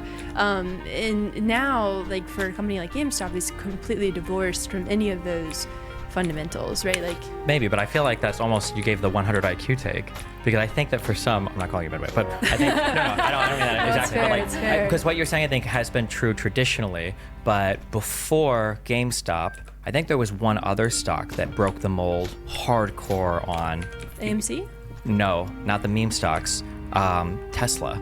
Oh, sure. Shattered the mold on where I think at some point the market capitalization of Tesla was greater than every single car company in the US combined. And is that because people just believed in Elon? Well, it's partially because like you're trading on like, well, in the future the cash flows and they'll produce cars, but then in reality it's like the 50 IQ guy being like, I'm gonna buy this now because I bet in the future people are gonna pay a lot more for it. And I think for some of these stocks, I think it comes down to that. It's literally on Elon's meme power, where it's like, Same thing with a lot of the AI stuff. Like you look at the PE ratios of some of these companies, it's like, really? Yeah. That's what's trading up? But like, it's either like, It's are people really really trading because they have like a good understanding of like the futures of AI and they're in the market? Or is it like, I think Yeah. maybe in the future people will buy a lot for this because they think that the AI is going up. Yeah, I should have been more clear in my explanation. Yeah. Like that was like how things Used to be. Yeah. So I actually did like equity analysis at my first company, and it was funny because like you would do these huge Excel spreadsheets, and like you would be like, this is what I think the fair value of the company is, and like everyone was like, cool, and you would just like buy it if you thought it was a cool, like the vibes, right? And so I think that has definitely become more and more of the situation as people are like pricing things out further and further into the future. Sequoia just published, I wish I skimmed it, I wish I had read the whole thing, but like they were saying like AI is going to have to produce way more if they ever want to catch up to the valuations that they have. Like this is just massively overvalued. We don't really see the application yet. Like I think it was like $600 billion more in revenue or something nuts. Because people are buying, like they're Yeah. investing so much money of saying essentially like we believe in this. This is the future. I think is Nvidia the largest market cap in the world right now? Nvidia is huge. Yeah, it is it's worth more than like Apple and Microsoft. And it's mostly because people believe in the futures of what their AI can do, Yeah. but actually the AI isn't even comparably close to producing what the money's been inserted into the stock. Yeah. In fact, I think they're bottlenecked right now with power in Silicon Well, Valley. yeah. They literally just can't Oh, produce. oh my Which is why God. OI is starting to compete really strongly with AI. Yeah. Which I'm obsessed with OI, but yeah. What is OI? It's using like human brain organoids with computers. So it's using like brain cells basically to run computers. So it decreases the power needed because you're using living tissue. It's really cool. Where do they get that from? Well, like stem cells originally, and then they build it. Not Trump support. I'm just kidding. They're Trump supporters. Not Yeah. Trump supporters. Well, yeah, And they but- scoop it out. I haven't heard of that. I'm Okay, gonna you should have look to- into it. It's like my secret. I have like 2 obsessions right now, which is like human brain organoids. They're also making Neanderthal brain organoids, which is also crazy. So they're taking the DNA of Neanderthals, they're putting it in a live human stem cell, and then they're growing a brain cell of a human organoid. Jesus. And they're building like a little tiny brain of a Neanderthal, and they're putting it in robots. They're putting Neanderthal brains in robots. Like just little robots, not big robots. I don't know that changes anything. It's crazy. It's crazy. yeah, well, OI. You should yeah. definitely like if you're obsessed with any of this stuff. OI is like, it's like if AI is a black box of like, who knows what we're gonna get out from this. OI is like its own other thing because Yeah. it's living tissue and it's like this interesting Neanderthal. implications on sentience, and it'll probably like I could see it impacting Yeah. like abortion laws and stuff I like could see that. the moral arguments beginning to. It's exploding neuroscientific understandings of like neurological developmental disorders and stuff like that. Like they're speculating it might be like the breakthrough for autism, like to understand what it is, where it comes from, and potentially how to like don't cancel me, but treat it. Sure. Yeah. Yeah. Interesting. Yeah. Yeah. Before we have to go, finance question, business question. Has anybody done like a write-up on X on Twitter? When Elon came in, he bought the company, and he said that he was going to fire, was it like 2/3 of the staff? Yeah. I think And a lot of people, me included, because I don't like Elon for a variety of reasons, although I respect SpaceX, I respect Tesla. Yeah. We were all like, oh, okay, Twitter's going to be, you can't run this, blah, blah, blah, blah, blah. And they did have a few hiccups, but for the most part, assuming he fired the people that he said he would, and assuming these people were like meaningful employees and it wasn't just like a warehouse full of janitors, the company more or less still runs on 30% of the workforce. I feel like there's some untold financial markets or like software engineering employment story there. Has anybody done a breakdown of that, or do you have an opinion about what happened there? Or Well, I mean, I think you're seeing that across the board with all tech companies right now. Like there was a lot of bloat. I am not close enough to the engineering space to like understand what it takes to be a software engineer, but you saw Meta like have massive layoffs. You saw Amazon have massive layoffs. I know there were big layoffs because people acquired a lot more tech employment during COVID, Yeah. and that was probably overflated, Yeah. but I don't think anywhere as significant as No. Twitter firing 60-70% of their workforce. No, and I do remember seeing somebody be like, "Hey, look, like Twitter's still running even with like not all these people doing Yeah. all that stuff." So I don't know like what exactly that means, but I do think like the technology has gotten more advanced. Like I think that there is maybe not as much need for human interaction with software. I'm again like out of my wheelhouse, but yeah, it's the valuation of Twitter has dropped dramatically because he's having a tough time like managing with that part of it. And advertisers don't want to advertise there for obvious reasons, but it seems to be functioning somewhat okay without all of that extra personnel. Do you think I guess I'm curious, on your thoughts, Steve, do you think that it like speaks to essentially like bureaucratic and like hiring bloat that is probably more common in industries than we would like to maybe acknowledge? Or... I have no idea. The trust from econ or finance person, I think, is always, and then the trust in my brain is kind of this reliance on like, well, if there was a whole bunch of bloat, some company would start cutting it, and then they would be more competitive, and everybody would follow suit. That's like my naive assumption. That's like the game theory, like people are going to act rationally. Or it's just like a capitalism 101. Like if something is inefficient, then the market will eventually solve for it because somebody will become more competitive.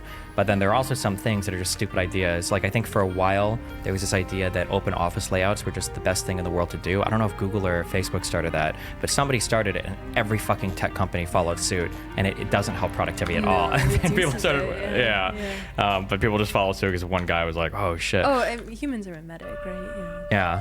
And then there have been other things too where, I'm gonna date myself a lot, but when Apple talked about getting rid of Flash, nobody was really ready to follow suit. Or when they talked about getting rid of the headphone jack on phones, a lot of people made fun of them for that, but when they made that choice, a lot of people followed suit, and now that's like the industry standard too. So well, I think Apple is like an industry leader, right? Like what Apple does, like every single person has either an iPhone or an Android. Most people in the US I think have an iPhone. And so like what they do, you have to design product around that. Well, now, yeah, but I mean before the iPhone, before 2007, it was like they had no market share at all compared to like desktops or whatever. I guess sometimes I wonder if it's just like it's bad because like again, if the economy and everything is run on human psyche, then assuming that people are going to like act most rationally is probably like not the best rule of thumb by and large, because in large part probably what happens in large like tech industries or any industry, I could be wrong, I'm just speculating, I'm just guessing right now, is that there's a trend. Apple does this thing, Apple's a world leader, so everyone just kind of keeps following suit. Or there's this trend in bureaucracy that you need to have a certain amount of middle management, and you have all these different styles of running teams. I think agile right now is the big trendy way of running your team, and everyone just kind of trends towards that because it seems like the next best thing, but it's actually, there's lots of problems in it, and then they'll like trend away, and we see like all of these fads. I mean, we even see this in psychology, how all of a sudden everyone's doing trauma treatment because trauma treatment's kind of sexy and cool, even though it's probably low resolution for every single therapist to do trauma treatment because people have more going on than just trauma. And so I wonder if it's like assuming that it's rational and efficient because of capitalism, because the incentives, loses like the human element, which is irrational and kind of groupthink oriented. So one thing that I stress when people talk about rationality is people have a really bad tendency to confuse rationality with predictability. And I think that people might not always be rational, and however you define that, but people are always predictable. People don't do things for random reasons ever. So if you offer it to a person like, hey, listen, I'm going to give you $1,000 now, but when you're 80 years old, you need to give me $1 million. I could probably get a fair amount of people to agree to that trade, and they're not going to think, because it's like the delay is so big, and people do cash time discount or whatever their heads are like in weird ways. So like, even though that might be an irrational decision, it is a very predictable decision. So even when people are acting irrationally, like the whole 2007, there were a lot of, you could argue, like irrational actors, but not really. Like everybody was doing what they needed to do to secure whatever money they wanted to secure. They were responding to incentives. Exactly. Yeah. Yes. Yeah. Human behavior is time's a cycle, right? Like we kind of keep on repeating the same mistakes over and over again. Political question. Who do you think in general has better econ policy that you would agree with from an economic point of view, from like a Democratic Party versus Republican Party? Or what do you think are some of the strengths and weaknesses of each? You don't have to choose better. What are some of the strengths and weaknesses of each? I've talked about this before, and this is just objective. It is. Like, part of what Trump has proposed is like a 10% tariff across the board. We had a whole conversation about tariffs and like how they are eventually a tax on the consumer. Like they do, I think a study showed that like they reduce the average person's income by like $1,500 a year because you end up spending so much more money, or the specific tariff model would. Brendan Duke, who's at the American Center for Progress, I think I got the think tank wrong, but he has a lot of good research around this. And so like the tariff proposal, and then sort of annihilating the income tax economically would be questionable. I have a whole piece of paper where I wrote out like how we just don't have that much. We don't have that much to import that we could sort of like tax and sort of recoup everything that we would need to match what we would tax people on incomes for. So like economically it's just not very feasible. It would create a lot of gaps. We just wouldn't have enough money coming in. And I think for the Biden administration, like there's a lot of proposals around housing. There's, we had the CHIPS Act, we had the Inflation Reduction Act. So there's a lot of proposals that are specifically around spending, but not a lot around like how do we kind of like reduce the deficit that we have. And I think that would be good to see, honestly. We see it from the Republican side, like reducing Medicare, reducing benefits for veterans, I believe is also one of them. There's quite a bit of reduction going on. And so it's kind of a push and pull as we've been talking about the whole time. But I think a 10% tariff across the board is an economic disaster. Mm-hmm. Do you have strong opinions about wealth taxes? Like capital gains? No, just wealth taxes. I think when Democrats talk about them, I think they generally just talk about like a flat tax where if you're worth over X amount, you have to pay some percentage of your overall wealth to the government every year. I think that there could be better tax policy in place. Like the IRS just got a bunch of money and they just hired I think like 80,000 people. And so I think that a lot of people don't pay their quote unquote fair share of taxes because it kind of is easy to evade them. The easiest crime to commit. Yeah, and so it'd be great if we could recoup some of that. I also think like we could do a little bit more with corporate tax rates, but I think that there has been a lot of wealth accumulation by a certain percentage of people. And what's sort of funny, and like I haven't spent a ton of time thinking about this, is like when you had the robber barons, they kind of reinvested back into society. Like they were kind of at the end of their lives. Like Andrew Carnegie built a bunch of libraries, Rockefeller, Vanderbilt, they all kind of did different things that were philanthropic. You don't necessarily see that at the same level, and so is that true? I feel like billionaires today are pretty like, don't a ton of them, what's that promise where it's like, well, so the giving that has actually decreased. I can find that chart and share it if it'd be useful. Billionaires are donating less. Yeah, there was something where a bunch of billionaires joined something where they promised to give away like 99% of their net worth by the time they died or something. I'm sure like on some scale it's happening. We have more billionaires than we used to too. Sure. So like the impact there is good, and I'm not saying like that they money is money, but it would be cool. Like Bill Gates, for however you feel about him, has done a good job with this. Steve Ballmer, it's funny, I'm sort of talking in circles, but so Bill Gates, Microsoft, right? Like he has donated a ton of his money. He's put a lot of money into different foundations. And then Steve Ballmer, who is also a part of Microsoft, has just like held on to the stock. And so he has now outpaced Bill Gates in terms of money because he maybe hasn't donated to the same philanthropic efforts. But I'm sort of dancing in circles again. But like, I think a wealth tax could be interesting to explore, but I think also like how do we sort of create incentives for billionaires to reinvest in the society that has given them quite a bit, and they've given a lot too, right, in terms of product. Do you have any feelings on taxing? I think the Biden administration suggested taxing unrealized gains. I was going to ask about that's that. That's unpopular. I think that's a tough one because like those fluctuate, right? And so would that include, so when people say taxing on unrealized gains, could we maybe turn this into, what does that actually mean? So if I hold a stock in Apple, would they be able to tax the increase in the stock value even if I haven't sold it yet? Yep. Is that the main thing that they're focusing on for unrealized gains? Just because that was my understanding. When you've got an asset, there's a tax basis for that asset, which represents the tax base. So I'm going to say it represents what you bought it for, but you can increase the basis. But like basically, if you buy a stock for $100, the tax basis might be $100. If it goes up to $1,000, because it's still all the value is in the asset, you haven't realized the gain through a sale or a trade or something. Okay. And so there's a $900 appreciation there in wealth that you've experienced, but you haven't actually paid a tax on it. But what they're trying to say is that, well, if it goes up to $900 and you've got an unrealized gain we haven't sold, you should be able to tax that $900 of income. I'm putting a quote. So that could apply to houses as well. But I know that there was a minimum income that you have to be over before they even consider the unrealized gains, was my understanding. Is it 400K? It's high. It's really high. Mm-hmm. It's something where it's like only like 1% would ever be impacted by it. Could that also apply to housing though? So if you have a whole bunch of housing assets, for example, you're a landlord. I don't think it applies to housing. So I'm it's not just sure. stocks for the most part. I'm not sure. Yeah. Okay. So there's a gap in knowledge there. But I think that's like a popular one because like there's fluctuations, specifically applying to stocks because I know it applies to stocks.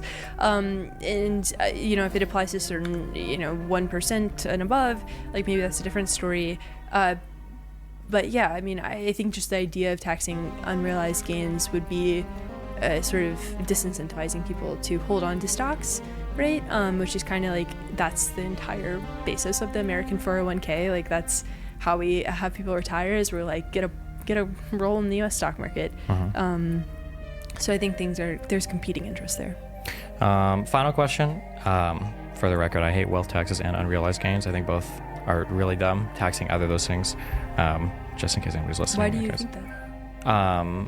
For wealth taxes, the idea of just tax, I don't like that people look at people's like wealth as a whole thing, when I think different asset classes should probably be treated quite differently. So for instance, if 95% of his wealth is like tied up, liquid versus not just liquidity or not, because stocks are really liquid. Technically all securities are pretty liquid. Well, that's not, I shouldn't say that, because some people have, they're not allowed to sell for a particular period of time or whatever. But like, if we look at somebody like Elon Musk and we say like, oh, he's got like $50 billion of net worth, he doesn't really have 50 billion. And I don't mean that in the sense that like, well, a lot of it is tied up in stock. I mean that like, even if he were to sell all the stock, it wouldn't be worth $50 billion. That market would crash if Elon started to divest completely from his company, right?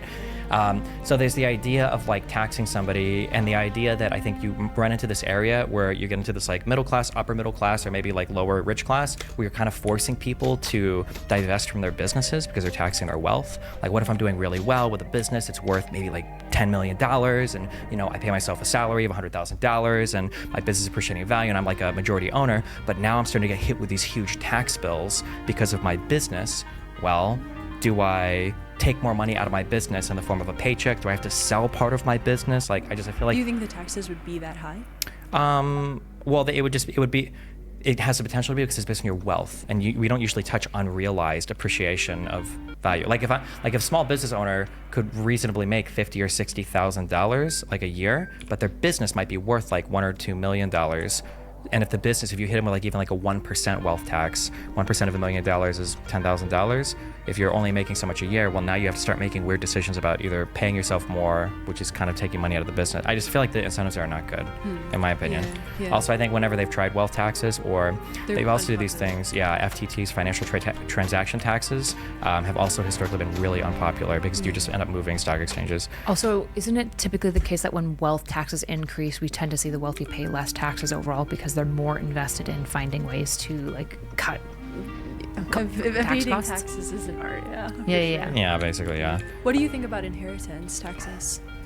Like, should there be none, or what do you mean? Well, so like they're low, and so like you're able to inherit quite a bit of money, and a lot of people have pushed back against that because it's like maybe we should be taking some of that.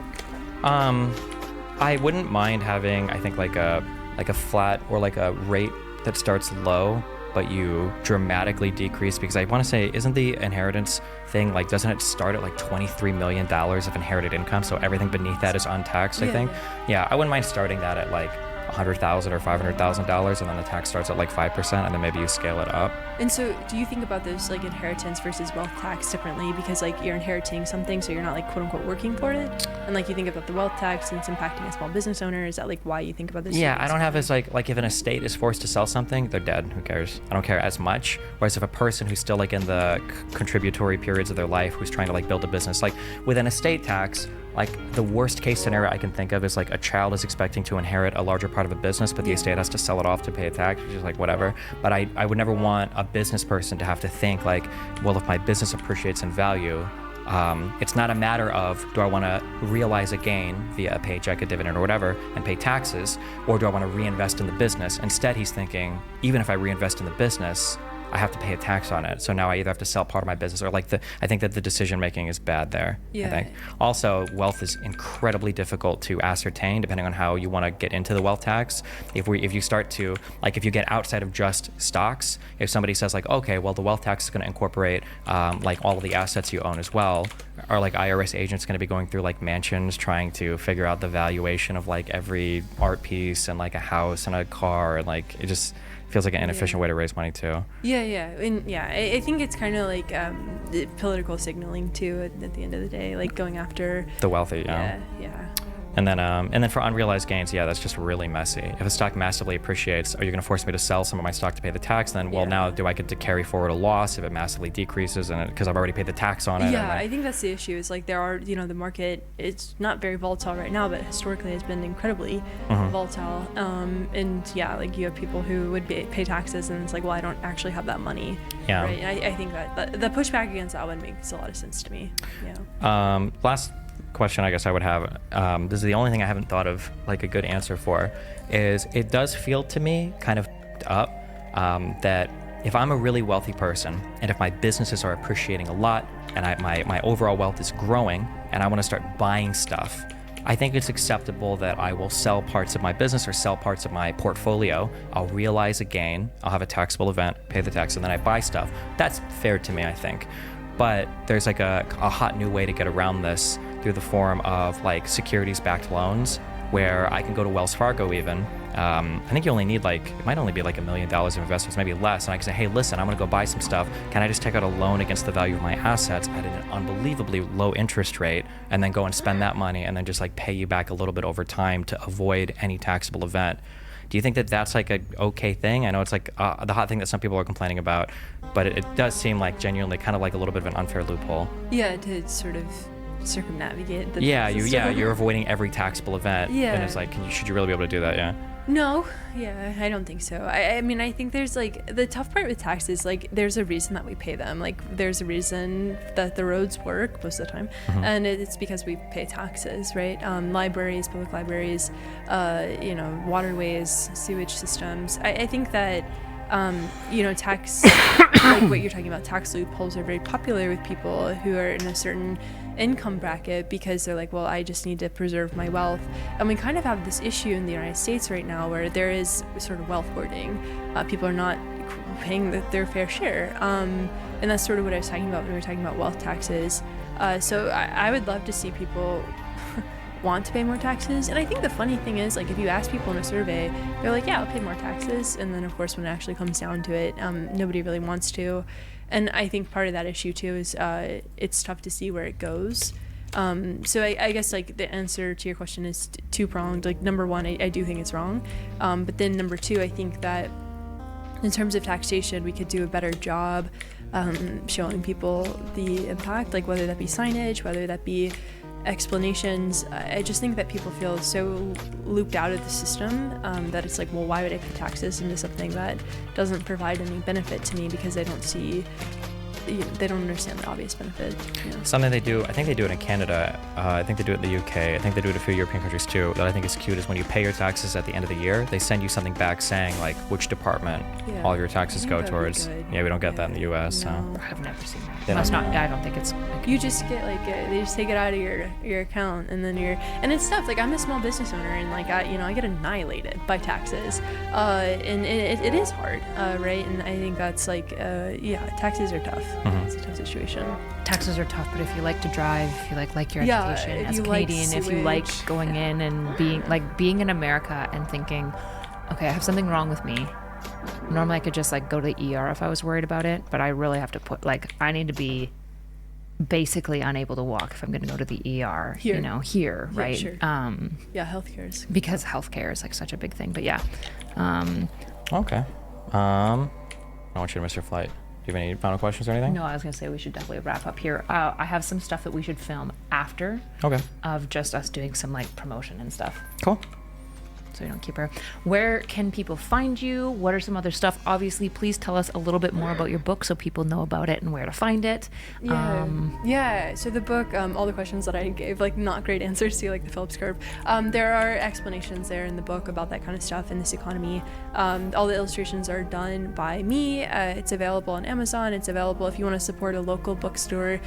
Boulder Bookstore is selling signed copies. And I narrated the audiobook, and it's also available as an ebook. I publish social media videos across TikTok, Instagram, YouTube, and LinkedIn, and my username is @KylaScan.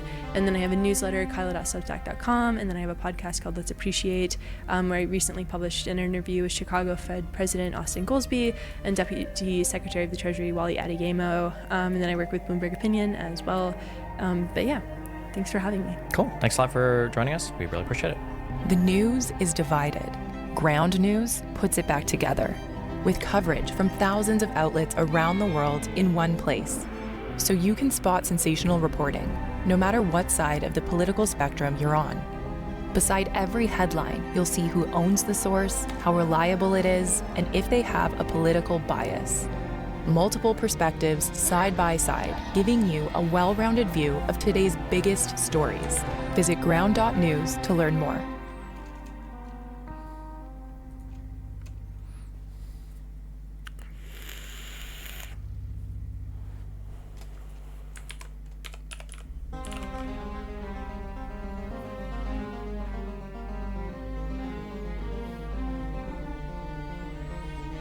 Jesus.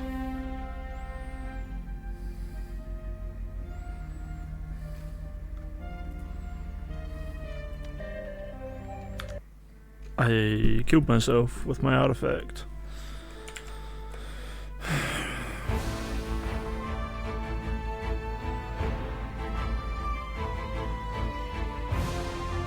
As you hold the chalice, you feel oddly compelled to prick yourself. Some of your blood is pulled in the chalice and it heals you, and then when it gets to 10, filled to the brim with life essence, you can feel the chalice pouring life energy back into you. It passively increases health regen. It does that by reducing the amount of turns it takes for the hero to regain 1 HP.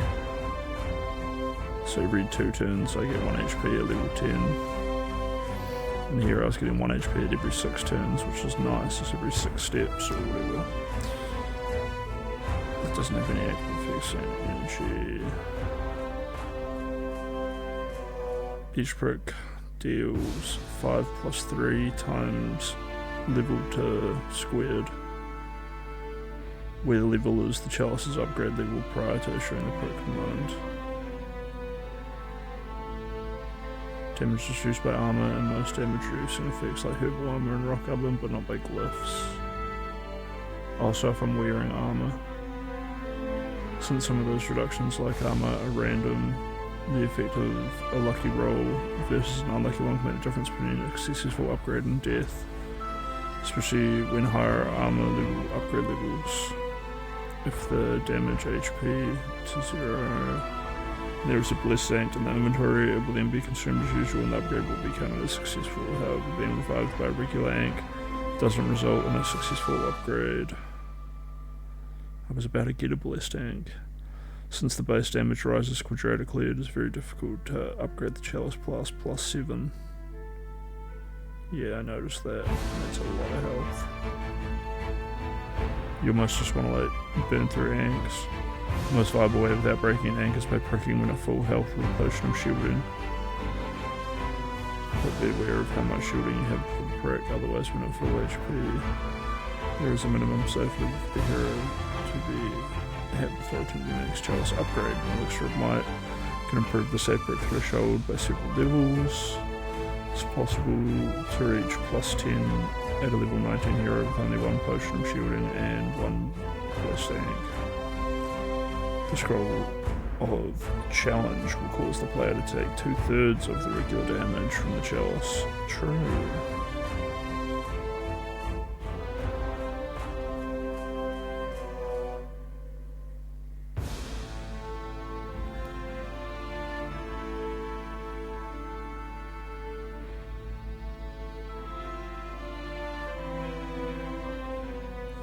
Level at which it is completely safe to prick at full HP. Okay.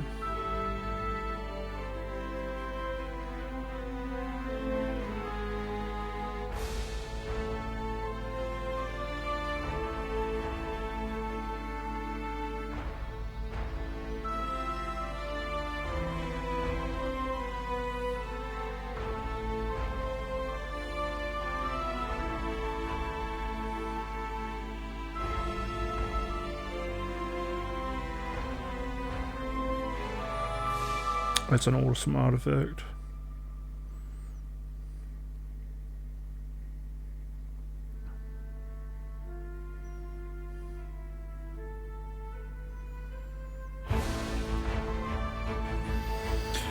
Fuck, I thought of something that I should ask that guy, but I forgot what it was. Oh, if I took the brain... If I took the DNA out of a child and put it into a robot, would you be okay with killing that robot?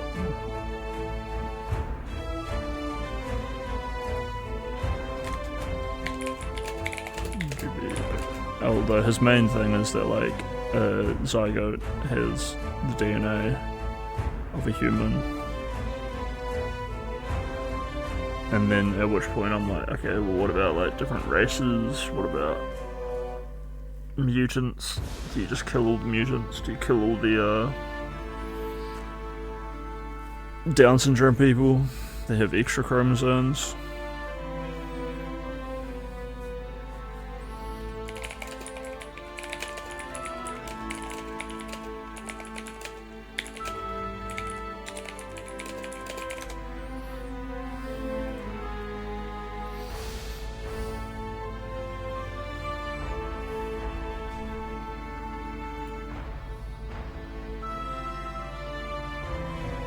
You mean smoking some of that giggle bush?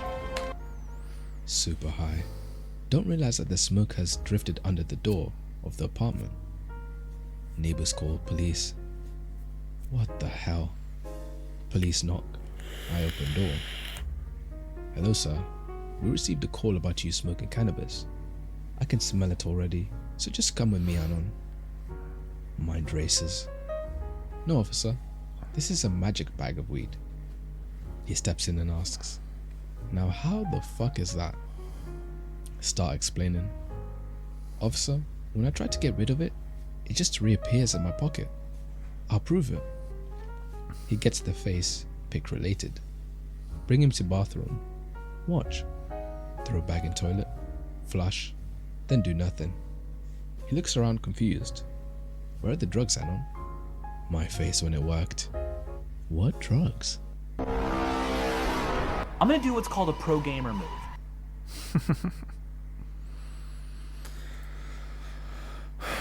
Alright, I guess I'm just gonna chill out and try to kill some time.